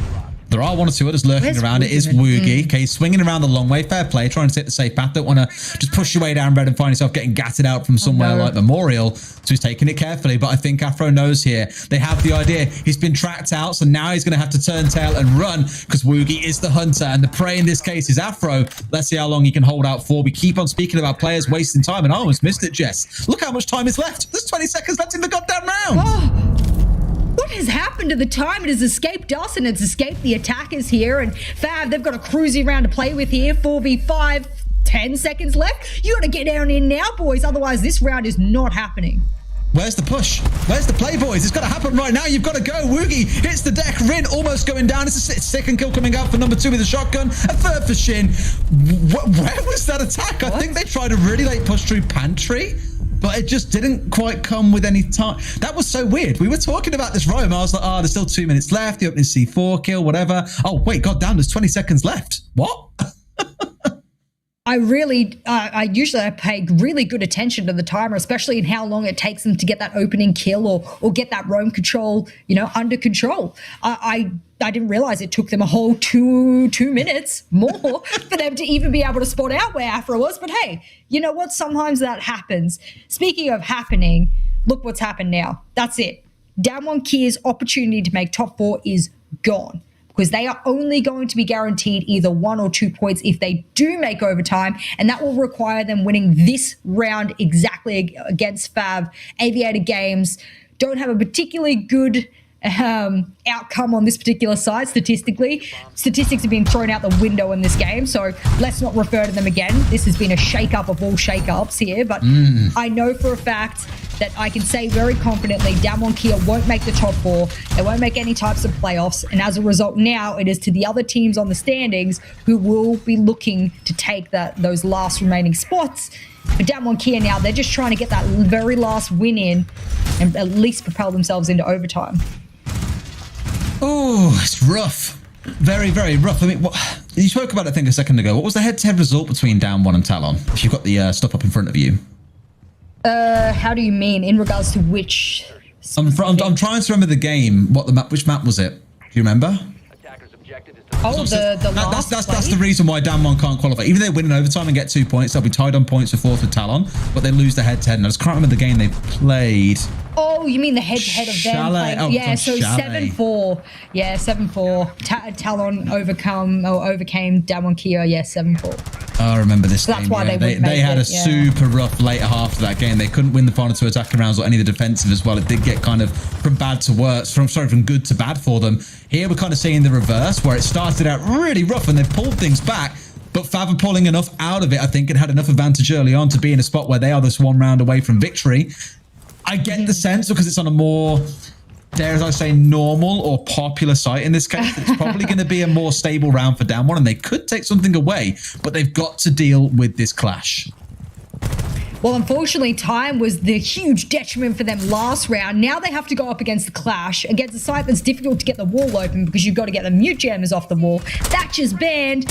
You're talking about domino effects here. Those domino effects in my head of how they even possibly open up site without main stairs control is very difficult. Guess who's on main stairs? It's Typon. There's a Banshee in front of him. They could absolutely deal with concussing him and shooting him on the legs, but it will take both. And they need to be careful he doesn't move up main stairs without it. There's the first. They miss out on a shot. Grenade gets rid of the Banshee, and as they move on up, they want this grenade to hit. It'll only hit the front of the shield, and everything they had to deal with him won't work. And oh no, ladies and gentlemen, OT, where? Just simply not going to exist. Beautiful shutdown of the main stairs push, and they know Damwon that there is no coming back at this point. They knew it in the last round. They know it now for definite. They have just been masterclass by Fav with a fantastic main stairs hold. And even with 1 minute and 10 left, Jess, the diffuser's cold, dead and steady. There's no angle for recovery here. I agree with you. Overtime is simply not going to be a thing. Oh, yes, this is an opportunity for you to pad your stats now, brother. I don't think you're going to pull out the 1v4 that I thought Rin might have rounds ago. You could just walk out with a couple of kills, impact yourself. This is the very last play day of the regular season, ladies and gentlemen. And for Damwon Kia, they came into this being a relegation team out of Challenger League. They did themselves proud. And for Fav, they have stolen right out of the hands of Damwon Kia any possibility of them making playoffs in any way, shape, or form. And those smiles, whilst bitter because Fav themselves also won't make top 4, it is a good indication for seasons and stages to come. It is, and I think it's the same story for T1 when they play later on. It's a chance to show that Stage 1 has been a bit of a mess, but there is still a strong team behind the scenes. And speaking of strong teams, again, you're going to call me a shill for it, Jess. Number 2 has had a really poor season so far, and to come out today with a statement of, hey, here's a 15k being dropped on Villa for you, shows that player still exists. Just needs a bit of time to kind of get teased out here in 2021. Well, that's exactly what Fav looks like when you just unleash the beast who doesn't have to care about standings or anything. That's exactly what is behind closed doors, and I hope they unleash that in future stages. But we got to throw it back to the analysts because unfortunately they have a few very, very bitter and sad words to say about Damwon Kia and their future in the playoffs. Thanks so much, Jess and Des. And unfortunate for Damwon Kia, they stall out in their preparation here. Unfortunately, stuck in first gear in this game when they were so close to the finish line.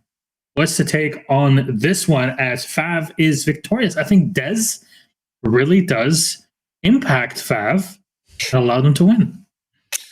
Des is just, you just sent a message to number 2. Hey, I shield for you literally every single game. You're not performing.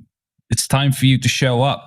And he did. He had some great plays coming through. Of course, there were great plays on either side. And Fav will be taking the full 3 points. And with that, will also be overtaking Damwon Kia. If it wasn't painful enough yet that they lost out on their playoff spot, they're also losing their spot on the leaderboards. It's tough. It's tough for Damwon Kia, and it's no surprise to see that Fav got that last round and took the win overall, because we were talking in the other chat, and I said the thing here for Damwon Kia is when they lost round 11 and they know then we can't make the playoffs. Yeah, it's a big mental blow, I'm certain of that, but you've got to think ahead to stage 3. When we come around to relegation time, you could get relegated by 1 point. You know, that is the reality. So coming through and fighting here for every single point is really important, and I'm not saying that that is the complete influencer for round 12 and that's why they've lost the game, but if they in 2 stages time find themselves in that relegation battle and 1 or 2 points would be a desperate help, you've got to look back to results like this. It's so weird that Damwon Kia messed up so much on their defense and allowed Fav gaming. Like, you picked the side first, right? Because Fav picked Villa in the ban phase, and Damwon Kia goes for defense start. It's on Villa. Are like, dude, this is in the bag. Okay, you got this. And then the heartbreak when all goes down. Fav Gaming show what they're really made of. It's a very technical map, and usually teams that are struggling will struggle even more on a map as technical as Villa. But man, they brought a clash. They brought out all the stops for this one, and Fav are victorious. So since we're done with this, what's the expectation though with Fav in stage 2? If we're going to get to see more of what we've seen today, they might be finding themselves in a bit of a position where they could actually battle for a playoff spot at the end of the stage.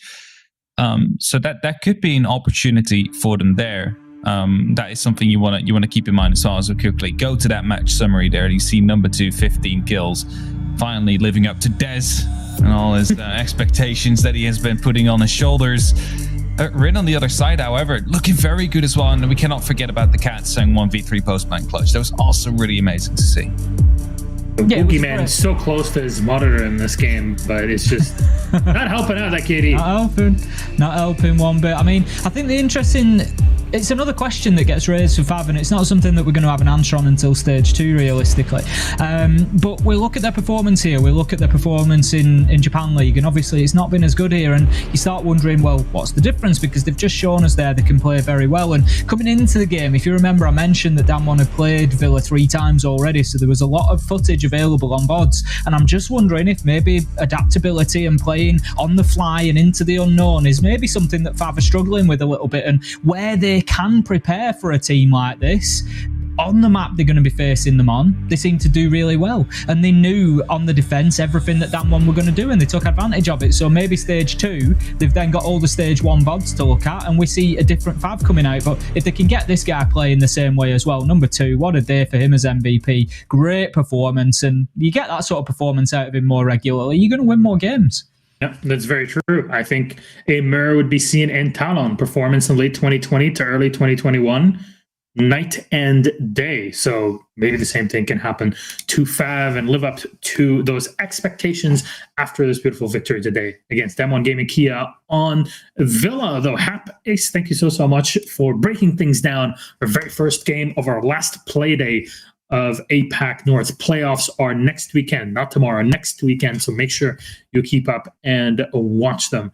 Until then, we're going to take a quick break and then careen into the unknown of Fnatic versus Talon. Ready your ships or sell into it. See you in a bit.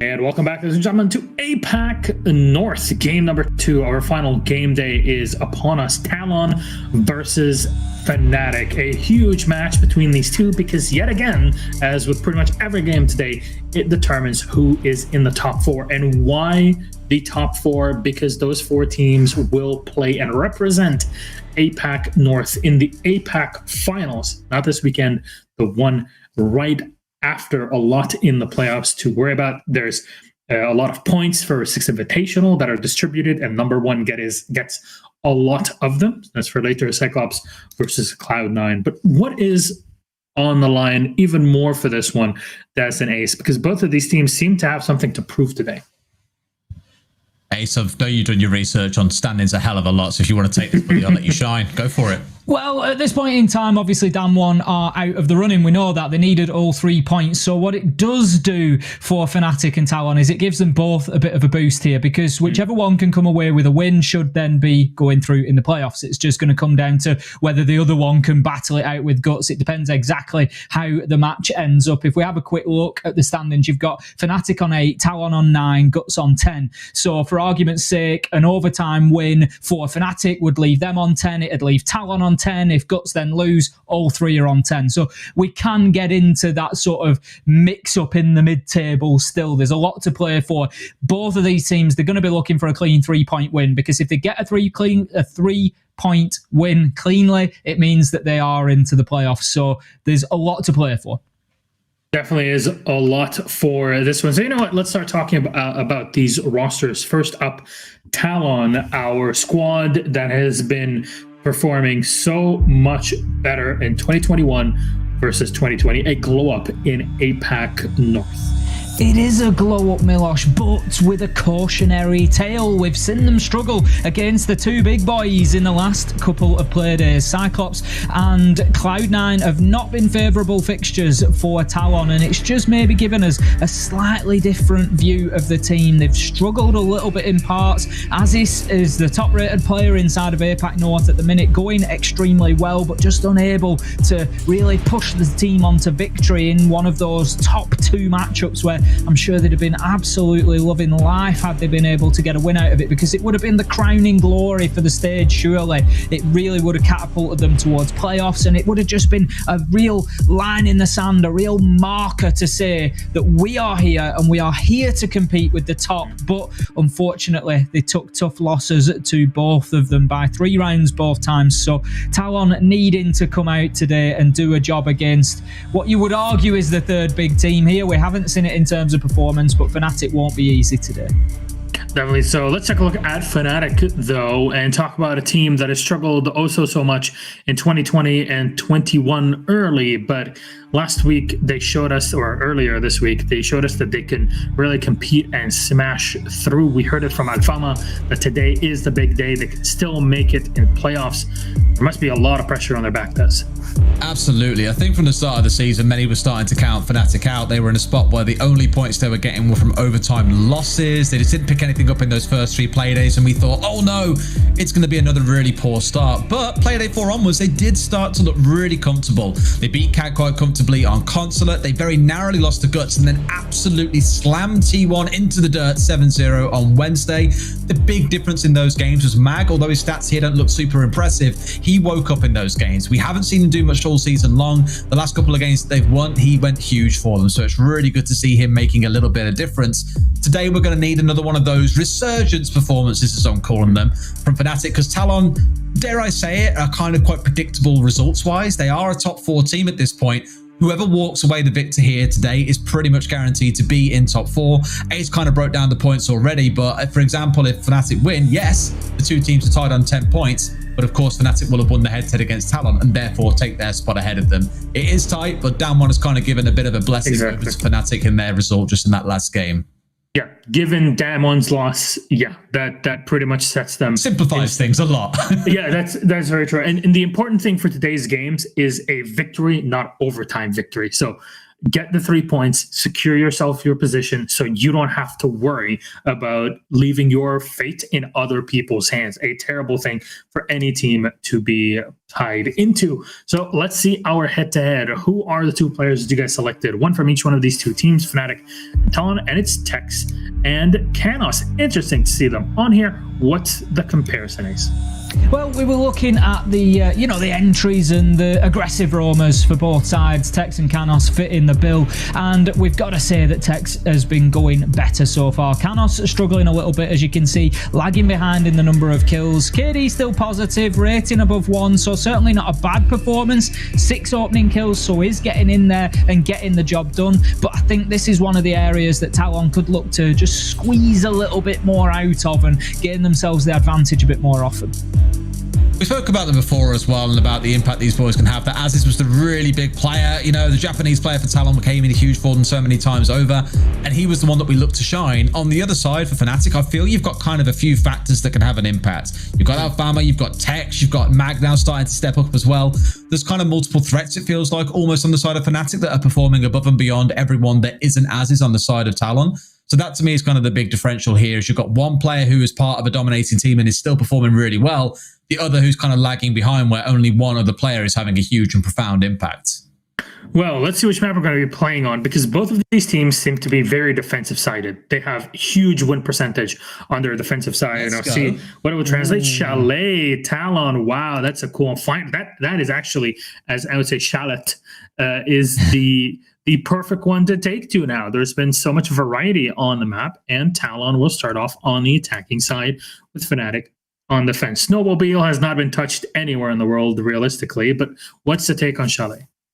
It's going to be a really interesting start because, as we've said, both teams are good defensively, but Chalet has been playing more sort of attacker favoured, exactly, which is a little bit unusual for a new map, as I keep saying. But Talon coming in could have a slight advantage there, and we've got to remember, Milosh, Talon only require a 2-point overtime win as well to guarantee themselves playoffs. They've got that slight advantage over Fnatic. Fnatic need 3 points. Talon, just a win will do. It will put them up there on 11 points, and Fnatic can't get close enough to challenge them. So that is fascinating. If Talon can come out with a big start here, oh boy.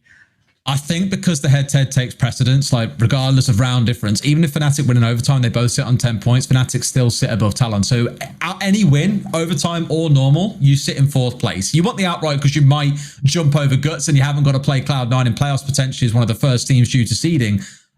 So at this point, it's just win and you get there. The one big thing for me, and touching on the whole Snowmobile point, when Talon played this against Damwon started in round 1 and 3 down there. Talon won it on the attack in the first round, lost it in the third when they came around to attacking it again. So I've seen it a couple of times. We've got Talon to kind of go for evidence. So I think coming in here, Fnatic are saying, hey, no one's seen us here. We're in a spot to cause some surprise. And Talon are saying, well, you're playing in our backyard. We've scrimmed it a lot. We've even played it in officials. You best know what you're doing if you're going to win against us here. All right, I am quite curious. What coincidence to bring our latest map into a game that can really set things apart in the top 4 with two teams that have completely changed from 2020 to 21 in their playstyle and performance. Des, Ace, thank you so much for introducing things and giving us a taste of what is to come. We're going to head over to the French Alps and prepare ourselves for a bit of a snowy time in Chalet as Fluke and Hap will take us through it. Enjoy. Thank you, Milosh. And indeed, we will take you through it. It is an overtime situation win for both. Doesn't matter. Whoever wins this match is going to play us. It's do or die. That's how simple it is. I mean, you make it sound so simple.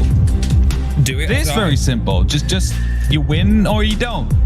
And 7% for Fnatic. Okay. I mean, they have been on a roll over the last day. Talon, of course, had some very good setups and decided to throw the matchup earlier last week, I believe that was. Throw's a strong word. You've got to take into consideration the last 2 opponents Talon have had. It's been C9, it's been CAG. Which isn't an easy run in the final 3, especially if you're battling for that sort of point. Yeah, okay, the counter argument to that is that they had an easier start to the season, so maybe that's why they got up. But when you build momentum in a season, you know, that it's tough to go up against these teams when they're at their kind of setup and position. So Fnatic took a 7-0 last game and they put a great fight in against Guts, and they took the game against CAG. I think Talon might put up a little bit more of a fight than that vote insinuates. I think. Of course they will be. But the issue I was trying to refer to with the throw was the fact that they had such good setups on Chalet, that was, against Cyclops. But instead of deciding to utilize these setups, they just threw their buddies out of the window, constantly trying to go for the gunfights. And as a result, Cyclops able to win so many of these rounds. So it's a massive point that Talon can improve in for today's matchup on Chalet. They already have the setups. They just need to be a little bit more AFK right now, as some teams will call it, instead of going out of every window they can manage to find themselves. Either way, the pressure is on. We're not going to go for a 4-way tie to decide the last 2 places, as only one is left unlocked right now. Cloud9, Cyclops, and Guts already find themselves in the playoffs, of course. The first 2 will be fighting it out later for the championship matchup. And it's Talon and Fnatic, the last 2 teams that have the opportunity of reaching the playoffs, and of course does have the opportunity of getting any of these SI points for SI 2022. Opting for the start inside kitchen, and as was sort of hinted at the other on the desk at the moment, there was that the basement hasn't seen a huge amount of play. It's kind of become a little bit of, I guess, a point of contention. Some teams are finding it tougher to hold. We've seen teams pretty much entirely abandon the hold on it and put 4 bodies over the top 2 stories and just leave, surprisingly, a warden down there a couple of times, which is, I guess, it gives you a bit of a prep against a region that does enjoy smoke and Ying pushes. But either way, it's a lot more that's offered to you on these top floors. You get those huge angles that you can play right across from the corner of, say, Library and Trophy, all the way down across either side, regardless of whether you're on the top or the bottom. You have options and openings, and you can see that those are being steadily played with there, with the hatch rotation possibility in place too. Expect confrontations all over the shop. Expect indeed. It looks like Talon looking to go for a Library side push. Very logical, considering that, of course, it is going to be the lesser contested side. It allows you to set some foot in the building without having to struggle too much, as he right here finds out the fact that one is going to be located on Solarium stairs, or at least in the Solarium, so we'll be giving that call out, giving Talon maybe a little bit more freedom on taking that top floor control right now.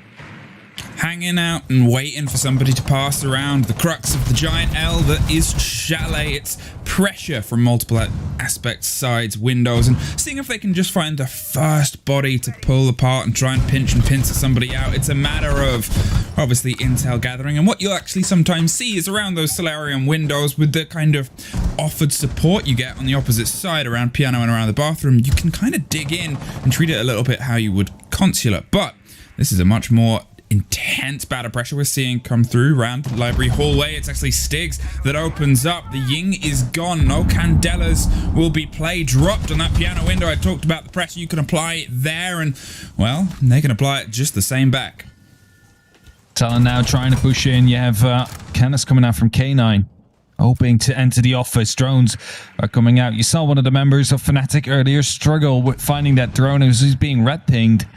Couldn't find it. Tried to go for many spots, and as tomorrow now pushes through, there is going to be the little bit of information being given away by the proximity alarm.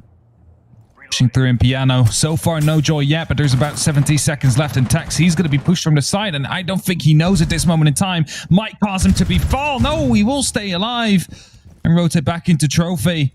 Tomorrow missed the opportunity there for the equalizer, and that might come back to them in these last 50 seconds. Well, that's it. They've got the top and they've been able to put some damage down, but now they need to actually get into the site itself. There's only so much that you can do from above. Maverick is trying to force them away from the wall so he can maybe get some of those explosives, but it doesn't quite land. Tex and Alfama, they're suffering either side, but the clarity is coming from above and the wall will fall as it's popped over on the far right by the Selmas. They're making sure they have those deep sight lines all the way to the back. The four bodies of Fnatic are kind of setting themselves up for a bit of a hold as the fifth goes for a bit of a rotate, but it's Alfama that strikes first. I'm not sure if that was up through the verticality, but either way, it was able to take a body out of the mix, and now with only 15 seconds, Talon, well, they did a lot on the clear above, but now they've actually got to try and get some clarity inside the site itself. They dig deep behind the dining room table and try and offer cover on all the multiple different angles, but they just swing round. There's an attempt on revenge, but there is Fnatic locking it down.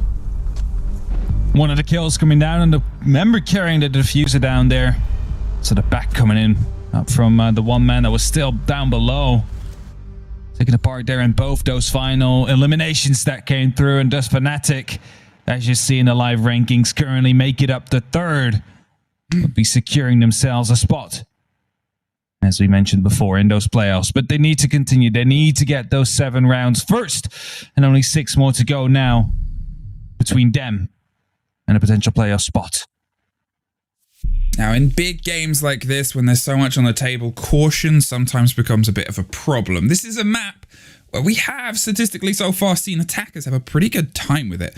Able to dispatch a lot of the defenses. Things are still being worked out. It's cheeky angles and holds that aren't quite working. Okay, that's the development of any map that's brought into the pool. But what you're also looking at is teams that know how much they have to play for here. And usually that sort of shakiness on a confidence, that sort of possibility and the weight of how much pressure is usually most seen on a team's attack. It's when they're really trying to drive the pace and set themselves up. If they find themselves second guessing, well, you don't have the support structure of your pre-set up defense to help with that. So I have a feeling whichever team can kind of heat up on their attacks a little bit more and shake those, this is it, this is the game, and this is what gets us to playoffs jitters, we might see a little bit more progress there. So far, Fnatic taking that initiative right here, and it's something we've been mentioning before. So far, the map seems to be going more towards the attackers. However, that doesn't always mean that that is going to be the case. It's still a new map, it's still in development, and that could just as well mean that we're having 2 teams right here, for example, that are feeling way more comfortable on the defense than some of the others would. So we literally won't know until we're literally in the last couple of rounds right here. Yes, so far, good start for Fnatic. They managed to shut them down. Now find themselves in bar. There is not going to be a mirror, as it has been Ben. It's often an operator you see being used for the side pantry room. Able to look inside of course, the bar. Now, instead, we have Alfama now onto the Echo is going to be bringing those yokais out, trying to get some information, seeing whether or not the push is coming down from blue, for example, or from the bottom floor, period. As they just keep rotating around, as some shots are being fired, but nothing will be found yet. Steady intel gathering seems to be the MO here, and to be fair, last time the first body was dropped from somebody trying to crouch walk around on the cover. They obviously caught the body on the window holding it before they could pull back, but it was to try and alleviate that Zephyr getting in, and well, it seems like they're going with a little bit more pace here as they clear their way across the top, making sure they take it room by room, steady by steady, and now they can start trying to apply that pressure. The box gets opened, and well, Aziz suffers a huge amount down below. Not 100% sure. Looks like there might be a body just off on the top, but it's otherwise still a big danger when you're looking at those Capcan traps. You're looking at obviously Aruni Gates and Frost. It's a worry to approach those with not a full bill of health. There you have it. 2 of the ADSs now got taken out. A grenade will be making sure that the shield will collapse, and that is going to be making it a lot more difficult. Soldier with a beautiful grenade will be landing it right behind Lusty, but Tech still up here, having a shield, but he's missing the shot. Soldier with a double kill, very big. It's going to be the reply sticks coming in. He's going to go for the double. No, Soldier, that will land that triple. And with 60 seconds left right now, there's plenty of time for them to push out for this 1v4. It's only up to Alpha now. It's an Echo drone, and well, no Echoes home. That was pacey from Talon. They knew what they wanted to take, and they found themselves setting up pretty stoically together. The difference here between the round that they played in the opener was that it was it. They were together. That was the big difference. They dedicated themselves to taking control of box, setting their sights directly onto that first shield on the top of those stairs at the back, then rotating around to get that body inside library as well. It was kind of step by step instead of caution. And, well, the pressure was a little bit too much for Fnatic, who are going to head over to the master bedroom instead. Couldn't make the bar stick. Had some great setup there with the grenades. Knew what the setup and the approach of Talon would be in that case, and, well, perfectly got them to fall into their traps. But if a grenade will then be taking care of one of your players onto those back stairs, onto the library stairs, a Soldier just going insane, winning the gunfight against another shield right after, well, in that moment in time, only Talon was going to be picking up that win right there. Very well executed, very well taken care of the power position set up by Fnatic. Thus, they will now be forced to rotate around, of course, not due to a round win, but due to the massive fail they have just, well, went through. As only Alpha Male was left in a 1v4 situation, not really ideal.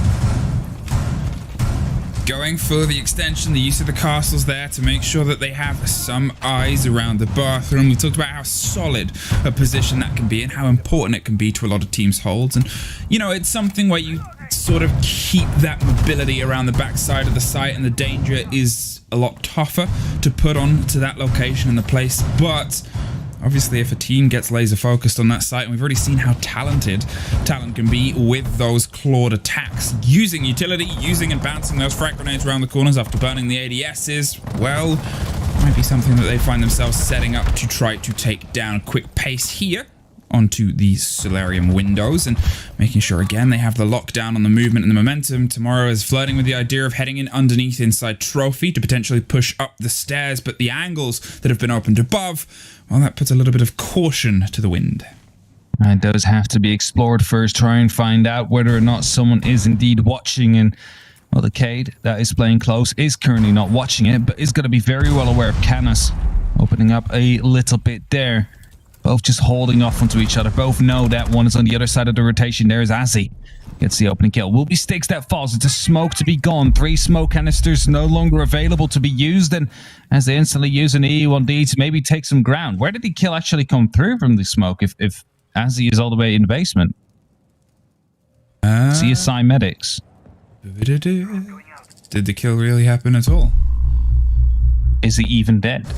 Oh, there he is. Wow, verticality, probably from the downstairs stair, but in the meantime, we're starting to see some pressure there as Mag and Lusty are able to find one apiece. Obviously, Tex was dropped in the meantime, but being able to take out all of that soft destruction potential, the ability to burn through a lot of ADSs is going to make the use of those frag grenades. Sure, they're talented, but you got to be more than talented to make it count, missing all of that extra soft destruction range. So, With a minute on, they're going for a bit of a big rotate here. Lusty heads down to Wine. The Echo Drone was offering some support to see if they could see if anybody else was around. Labyrinth might be the first point of contention, and obviously there's still E1Ds on the board, depending on when they get popped. Who saw who? Nobody saw anybody, as it's the slowest game of cat and mouse, and unfortunately we won't get the revelation at the end of who catches who because they've decided to go to different staircases. Decided to go up and ascend into different places indeed, as Lusty is taking his time. Slowly getting back into the library, of course, has the opportunity to decide to go for a flank, but Stat will be pushing back. Got spotted by the E1D. Flashbangs now will be tossed up, and that means Talon will be going for the push right here. Mag will fall, and that brings us to a 3v2 situation. Here's the quick pressure coming through now. Obviously still have those Echo Drones, but back on the other side of the box, he might be in a bit of danger if they just go deep and go swinging towards him. No frag grenades, so they've got to put pressure with the guns where it counts, and this is where it counts the most. That drone keeping a firm eye on anything that might try and get stuck down. Just has to time this. He hasn't been detected as of yet. There's nobody to pick it up. Lusty's on the cover on the opposite side. There it is, and there it is. Fnatic had the pace and played it perfectly. Alpha just holding tight right there. He's like, all right, countdown. This is about 1 second left. Let's send a Sonic Burst. And at that moment, the timer hit 0. He was back down with the lunchbox, but of course had no opportunity to try and challenge the Yokai. So the second one quickly sent after, and that is going to be the second round for Fnatic now on that board. And Wine Cellar Snowmobile is coming out. Either way, like we said it before, it's not often played. Alpha picking up a Kavera, but I am expecting that to be 6-picked out. Just a slight expectation. There you have it. To a clash. Okay. When you're counting, what do you use? I'm counting. How do you measure it? Say you're in that position, or say you're cooking a grenade. Are you an elephant sort of person, or because you got to get it right. It's the most important elephants? counting. Yeah, like 1 elephant, 2 elephant, 3 elephant. So you get it right second. You know what I'm saying? I use the index finger on grenades 9 out of 10 times. Okay, which then went up. What if you're on the Echo Drone? You just look at the clock. Like you can look at the clock and you see when he plants, so you can count back from 7, right? I guess I was just wondering if that's a universal system. I don't know. No. People around the world, if you what do you use elephants in place of that? Do you use 1 elephant, 2, or do you use something else to meet the seconds? Because Mississippi, that's another one. Yeah. There's a, just food for thought. I thought I would throw out there as we find ourselves heading down to snow mode. Whoa, hey, what's this play? Oh, it's the Clash play that was first. It's gonna AFK again. Yeah, it's you dig in and you stop them being able to pop things through that drone hole. We first saw it played by Giants, the big brain of Gig. Was able to bring this to the forefront, and then a lot of teams went, oh, I quite like that, because it stops this. They're trying to find the toe and the angle, but no. He's too busy looking at the wall, and he's playing this perfectly. Look at the patience. Severely limits how teams can get in, and they're just trying to pepper everything, but no entry. I don't know if you saw Alfama's face as soon as he went up there. He just made like a nice little flick up to the... He's just AFK now. Yeah, look at that. One hand off the monitor. Doesn't matter. He just has to sit here, keep that laser sight right on that corner of the brick. That's styling on him. That's all he has to do. The mute jammer stops in. As you can see, this is entirely stumped. That push and that attack. So instead, they're going to have to head to the top. Now, I know that when I first cited the site of how we've actually seen it played in this region so far is a lot of defense around the rest of the map. And this is probably one of the first times I've seen it played by a team in this region, especially where they've locked themselves down underneath. They've handed over the top 2 stories, and that can be a bit of a dangerous gambit because of all of this soft above inside the fireplace. The landing, it's dangerous. There's a lot of angles and pinch points that become slightly tougher to hold onto and slightly less accessible for the defense, as well as those hatches that are obviously pretty important to try to crack open now. And with no Kaid on the board, it's just a matter of getting it blown open. Sledge been sitting there really on that drone for 2 minutes, and as soon as he rotates off, you see Alfama instantly deciding to get on the shield, making sure that the main stairs will be taken care of.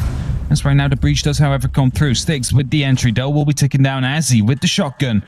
It's going to be one that they need, and there's only little time left right now. However, 60 seconds, and well, they will be starting to push down into blue. They'll probably be starting to push down into main as well, as they hope to take control. But there is going to be a shield ran around the corner, maybe, and also a shotgun waiting. And the question is, are they aware of Stick's position?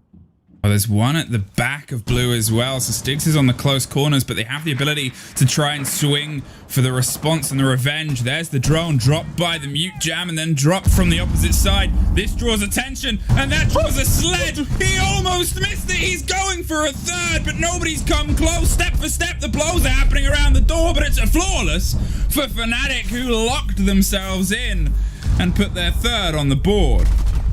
Living mirror window right here. We sometimes say it about Monty, but right there, the clash can also be used for it. Double kill coming down from Tex is allowing Fnatic to put their third on the board. And, well, we got to give some respect to Alphama. First, he's playing the Echo, literally just waiting for the right moment. Now he's playing, like, sitting 2 minutes, just watching the roof, having some chill. And then functioning as a living mirror window, basically making sure that Fnatic is going to be able to lock that one off. But that shotgun kill there in blue, that almost got way too close. He missed the first shot. Like the gun barrel looked like it went past Sledge's head. It was like it's through the head already, you know? Like just tried to bayonet him. This is modern warfare. We don't have a bayonet operator yet. Not yet. Imagine though, if it's going to be like can we Oryx just attach ability. knives to Oryx, yeah. Yeah. Just cover his front in knives. Have like a little spiky suit Ubisoft on. balancing team, if you're listening, stop listening. We go back to kitchen. Yeah. We go back to kitchen. They set themselves up again. Now, if we remember how this hold started, it was Fnatic were able to drop the body on the windows on the attempted early entry and attempted early push. Then it was a quick almost response from Tomorrow. I believe it was creeping across the top as Zofia, but that was so much time Talon had taken out of them by just the play that was going on above. They need to find a little bit more pace if they want to put more pressure onto Fnatic, because sure, it got them that pocket and they were able to open it, but by that time Fnatic had entirely rotated down. I believe there was one body that was playing underneath, but they had the option to rotate back up via the main stairs if they wanted to, or any of the options truly, and they just couldn't find themselves into dining. So it seems like they're going with a little bit more chutzpah this time round, and that's what you need. Pushing through library yet again, as the Electroclaw mag will not be reaching. Oh, well, it will be reaching 2, but not the 2 I think he wants. He wants to get that most left in one as well, but he wants to push it as far towards the right as possible due to potential, I would say, vertical angles to be used. As Tomorrow just saw someone pick up some barbed wire right there. He might be a bit confused about that one. Wow, that's it. And Tomorrow's going to try and creep round. This pre-fire is happening around the side of the piano corner. They're still connected onto the bedroom itself, holding the pixel angle and trying to bait Fnatic into making a mistake at this point. Canos setting themselves up on the double window, which is going to force those two bodies to be severely isolated. You can see there's the castle that allows a bit of the rotation, but now with that shield gone around the kitchen as well, that leaves Mag in a very tricky situation to just hold on for as long as possible inside box by the defenders as much time as possible, and Stiggs is going to buy him all the support he could need. Plays sweet, beautiful music, if that is to kill someone right over the top of the old piano, and now, well, Stiggs is able to double up somewhere else. As he had the opportunity to go for the refrag, but was not ready yet as he was droning out. He's going to be having to try and find himself an entry right now into either piano, library hallway, or maybe even into the bathroom if he's feeling adventurous.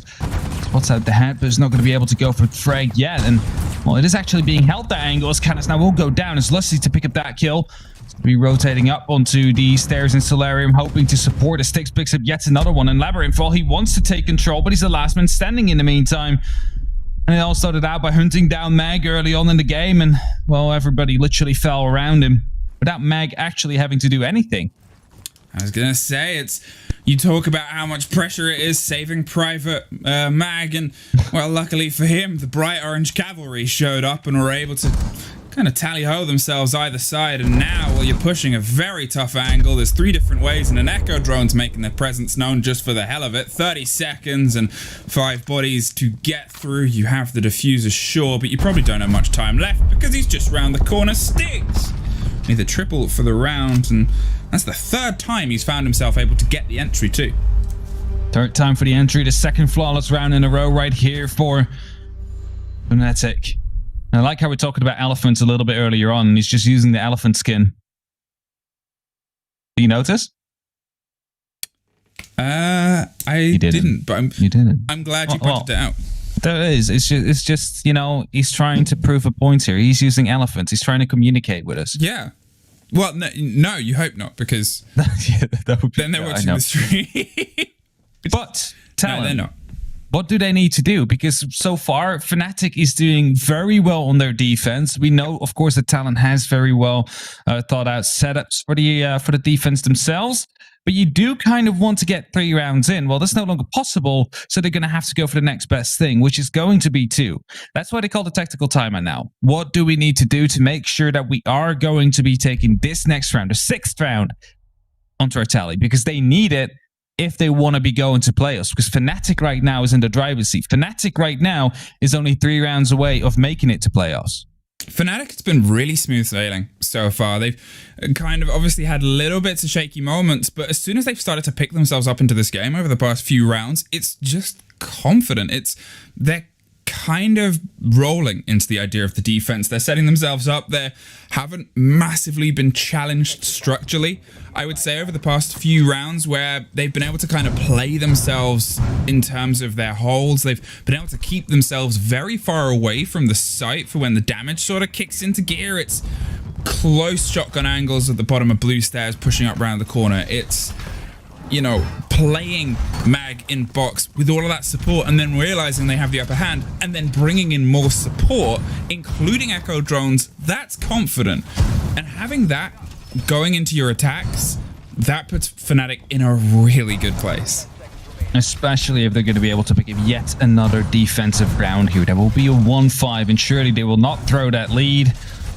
I know I kind of curse it when I use those cursed words, but it is a setup that we've seen before, actually. We do... Oh, look at that. It's just being so precise with the placement of those electro claws, just pushing them as far off of the wall as possible. Like, I'm not sure if grenades can actually go over that one, but it's, of course, to potentially deny any player from below trying to hit it directly off the wall, because it's going to be like a meter backwards now. So making it a little bit harder for the vertical play to get in. Now then, as they start to apply themselves and as he pushing down on that basement, we'll be finding someone on that drone. Not able to reply as of yet, and might be calling out for some help right there for that roam clear. And the pressure's coming a lot quicker, and you wonder what was in that team talk. Obviously, it's one of those moments where, they're looking at their situation. They've played it now, and they've played it earlier, other than a lot of other teams who sometimes find themselves use it on the 5th round, but they know what they need to secure, and, well, that's not the best way to secure it. Canos is dropped. JIESCA is gone yet again. Another blow, as that is some big potential utility to pop upwards and really apply pressure towards those holds and locations. They also lost the Zavia quite early. Last time they were doing this push previously as well. They still have her for now, and they at least have Tex too. Bring the body balance back to even split. There's somebody who hot drops out of there. Lusty is making sure they don't get caught unaware. They had their Hatchery rotate, and they were sure to use it. They're pre-placing, but that puts another body up to the air. Where are they? Soldier rotates away just as they come up via main stairs. Yeah, rotates away indeed, and potentially will be thinking about going onto a repel a bit later on, as first using that Gemini, trying to take care of a potential trophy push. Now will be maybe walking up to the stairs, hoping to get some information. Gets the spot out though. C4 will be used, but will not be exploding yet. Oh, had the opportunity there to get the kill down onto Labyrinth, but instead Mag using everything he had to try and rotate back. And this is the shield we have been talking about. This is such a powerful shield and can be used to try and challenge Solarium for oh so long. But there is going to be that one ADS there protecting him from it. He needs to be careful though. If they do take care of the shield, he is guaranteed to be dead, and he is going to be going aggressive. Will be picked up by Azzy, and that is exactly what Talon need. 30 seconds. Lusty's found his way back up to offer some support over the top of Piano. The canisters of smoke thrown on either side, either door, to just stem the flow. There is still obviously big pressure and presence from that Echo on the backboard too. It was the round winner previously, and with only 15 seconds, well, it's looking likely it might be the winner again. There's the drop in. There's Lusty with the cover on the opposite side. The shotgun swings round. They find the kill. Lusty with the cover yet again. Takes care of one more. Can't quite find the third drop from the opposite side, but with the timer gone, Fnatic find their final defense 5-1 and have themselves a lot of opportunities to put themselves in the top 4. Have a big opportunity here. Only need 2 more rounds into these next 6. And they will be on the attack. That's where they will start off. 1 will be enough for overtime. A overtime win, of course, would be enough in that case as well for both these teams. But Fnatic, they are the ones in the driver's seat. They are the ones that, of course, have a lot of VODs as well, and Talon know exactly how some of their setups look like. And as we do see that Frost being brought out, you can almost guarantee the shield again being in that bathtub, a Frost mat right next to it, just that default stuff that you will have to take care of if you want to go for that push. Okie dokie, Talon. Slightly tumultuous on your attacks. Couldn't quite make things hit the mark. The pressure was good, but sometimes too late. And I guess let's see if Fnatic can be held to the same accord by you and your defenses. Similar setups, as you said. The Frost is the possibility of the pickup in the rotation here. It seems like they're going with a little bit more of the open play. The Melusi's gonna scream as soon as they come round, cavalcading the corner. But again, a very spread out hold. You're curious where she's gonna end up and where that other Banshee charge, I mean, it's already been used, so she's just going for a bit of a roam underneath. Might be going for a roam indeed. Putting up some pressure. Of course, there's 2 impacts available, making some rotates, or just playing in the kitchen dining area, period. Hoping to draw some attention, use the impact grenade to rotate out, and, for example, use the hatch to do so. So there's plenty of opportunity here for Talon. However, they have a little margin for error. That is going to be the big thing of this half. It is Fnatic that is in the driver's seat. It's Fnatic that is currently leading 5-1. As they're taking care of the first castle. Oh, there's a second one. That's very unfortunate for them. They're not going to have the opportunity to look all the way through. Might have to get the Kali repelled up to take care of that one as well. Clever, though. They went for something very pacey. They played a game of risk and reward, hoping they weren't quite in the situation. Canos almost suffered there for being a little bit out of position, but it's Stiggs that gets the opener up high, and they drop one of those connecting bodies without even entering the building. Alfama finds Tomorrow and says see you later as he drops them underneath. Melusi attempted a run out from the garage and was suffered because of it. Fnatic, so quick to punish them, and they've barely even got close to the building. Haven't even had to approach it yet. It was just having the opportunity to take them down before actually having to enter due to that run out, for example. Just bait them with a repel if you know they're there. Managed to get that kill, bringing yourselves up to a 3-on-5 situation. And, well, we've seen Talon lose these at the base of time, so it's up to Fnatic right now with these last 90 seconds to take as much control as quickly as possible and set themselves up for success. And Attack's doing exactly that, rappelling up onto that window, hoping to go for a little bit of a bait, maybe. No one is biting as of yet. Of course, already 2 men down. Talon do not want to take too much risk in this very moment in time. However, the shield is still there. 2 ADSs will be supporting it. It will be hard for Fnatic to get rid of that shield.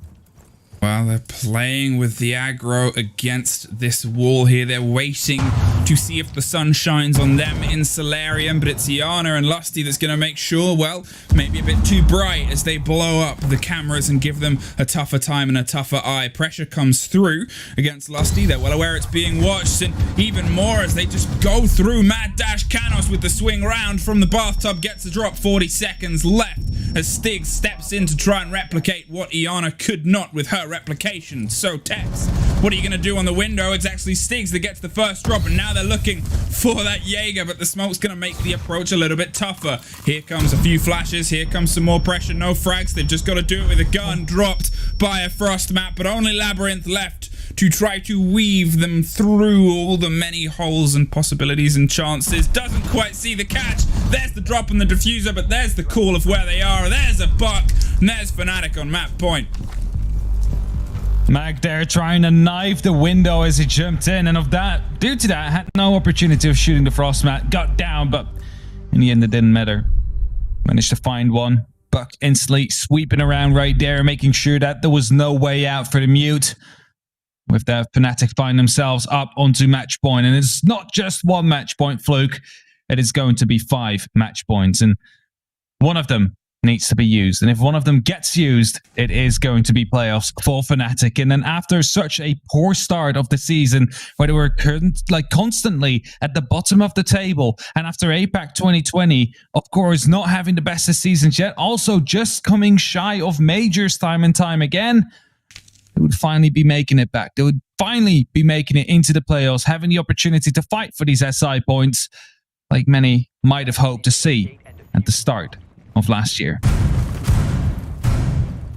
Well, Stigs, gotta kind of put your hands together for the performance you've been able to pull off today. Obviously, 12-3. Yeah, that's pretty good, but you gotta look at how frequently they're able to get themselves in as that opening engagement, that opening bit of pressure. A statistic that has actually kind of stumped Fnatic this season so far. In fact, at the beginning of the play day, according to CGG, he was the only one with a positive entry rating of +2. Yeah, that's going to go up a little bit today.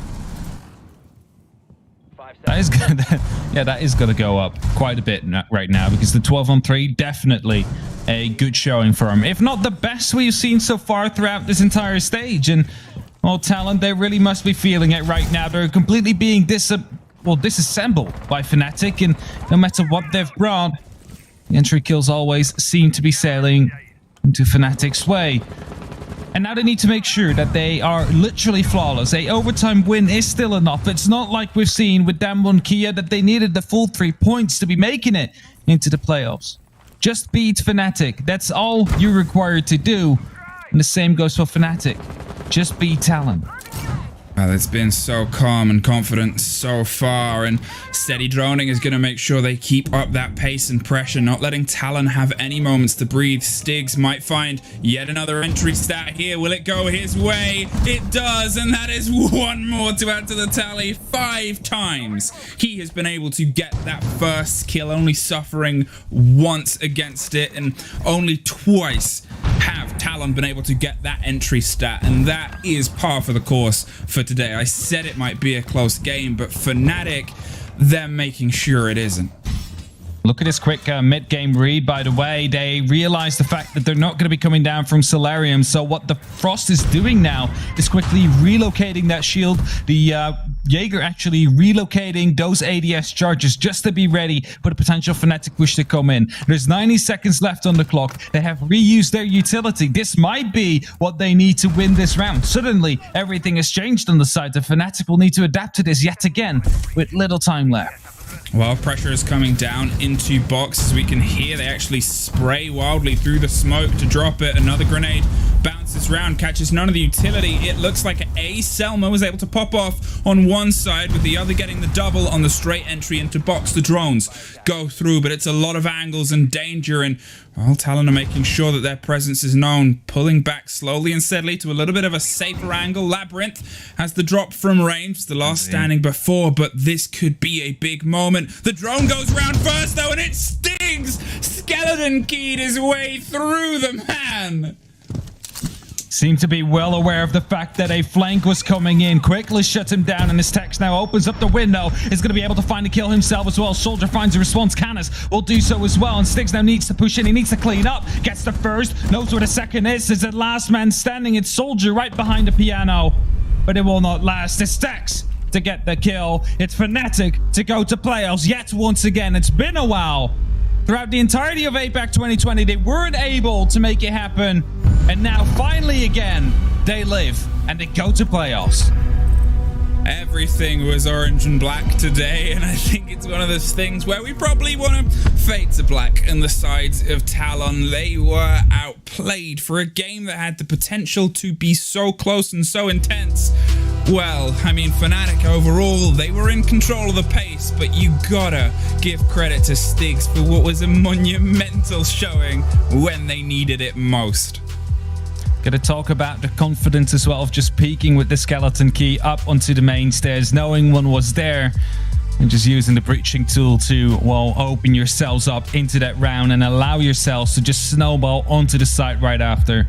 Coming in clutch multiple times, opening up the site and the kill count so many times as well. But let's just toss it back to the analysts to break down our final playoffs contester. Thanks so much. How cool is it to see the glow up of Fnatic over the past 12 months? Incredible. And Stigs, I think, especially needs a big shout out as well. That was a massive performance today, but on the pre-test, we spoke about it a bit as well. Magnet also kind of made him Mag now, as he calls himself. Also stepped up quite well too. As a player that, again, had been really quiet most of the season, seeing him deliver alongside everyone else. And sure, he wasn't chart topping in terms of kills, but at least sitting on windows all around doing the thankless tasks. Beautiful stuff. And they went to show. This map, historically, well, not even historically, just this stage across most regions, just looks very, very attacker favored. Fnatic saying, yeah, shot to that. We've got 5 defensive rounds here and showed you how it can be done, going flawless in 2 of them as well. Really good showing. I think a big part of the story today is the fact that Talon, on their way drastically down, have met a Fnatic who are on the way up. And Fnatic have really started to find those performances. They're bedding in, as you say, with people like Alphama. Whereas Talon, they just seem like they're all at sea at the minute. They don't know what the answer is. They just, I mean, they've been run over there. There's no 2 ways to call it. It's been a really tough day for them. And I mean, they've been in 3rd for most of this stage and they've just lost out on a playoff spot. That's going to sting. Yeah. It definitely has to. And you know what? With Fnatic now putting themselves in 3rd place, right? Yeah, with 3 points. They put 11 points. That's 3rd place. They'll be playing against 7th Heaven in the playoffs bracket. I'd say we've got to see Guts play yet. They could regain 3rd. That's true. That is true. Yeah, very good point. So it's possible. But here are the 2 teams that Fnatic will play against: the Chiefs or 7th Heaven. These are the 2 teams that they could go up against, and we will know by the final game of today. Our interview is ready, though, Des. Ace, I'll be back to you in just a moment. Bonsoir and good evening, Mag. How you doing? I'm doing great, thank you. How are you? It's been a while since we've seen you. Yeah, probably almost a year, actually, because of not many wins last season, which means not many interviews, but definitely good to see you as well, Milos. You got the ones that matter now. Not only did you get a win, but you secured your playoff spot. How important is that for Fnatic this year?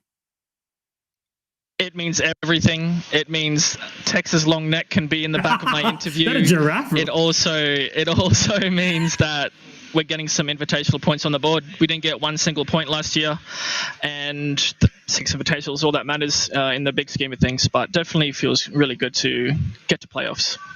It's a good start. Now, when you go to playoffs, I was just mentioning to the boys, you'll either play against the Chiefs or 7th Heaven. What does that say to you? Anything that pops and like ideas? How would you do against them? I'm going to be honest. I think the North teams are stronger than the South teams. And I think that, yeah, we're going to put on the rivalry early. We've scrimmed both the North and the South teams, and the North teams should be beating the South teams. But hey, look, anything can happen this year. The results in South speak for itself. However, we will continue. And yes, we definitely want to get our wins in the playoffs as well.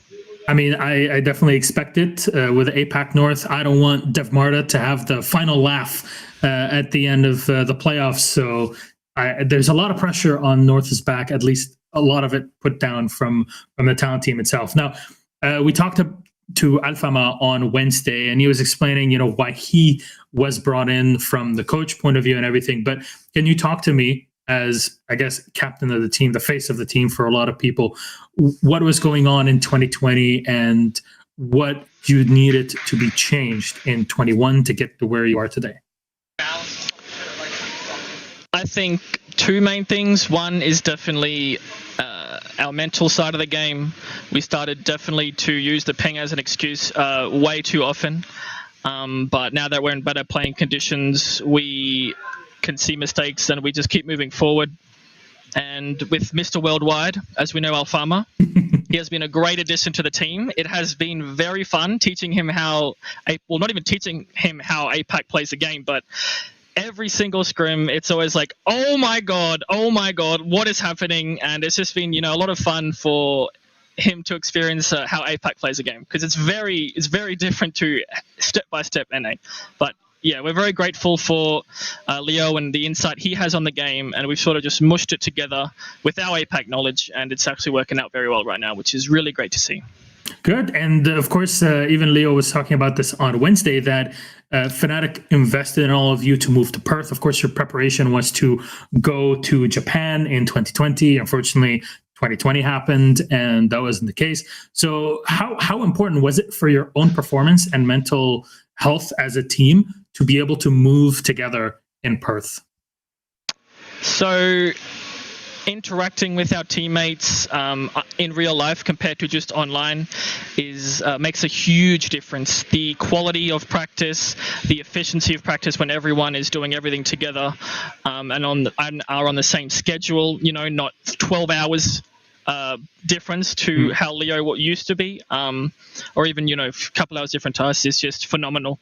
The ping as well, we're on 60-50 ping at the moment, not 120, and that makes for good practice and good games. So definitely Fnatic being able to move us to Perth to get a really good training environment as well as a competition environment has made a really, really big difference, and it's shown.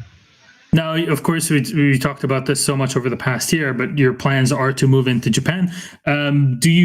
Should we be expecting Fnatic to be playing in the Japan League?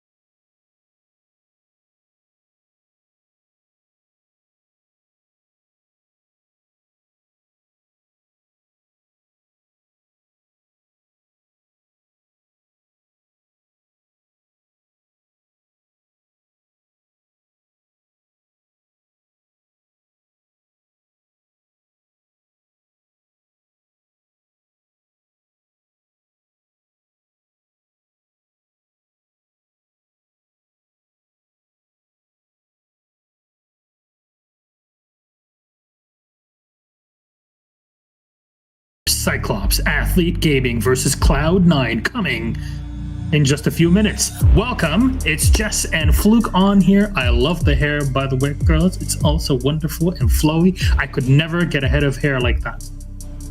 Have you tried? Takes practice. You can Photoshop it. Actually, I'm casting with Jess on Monday. I'm thinking of... You should come in with it. Yeah, I can somebody get me a wig, and I would just, trim myself a few feet. If you got a wig, would you go with a different, color? Or would you...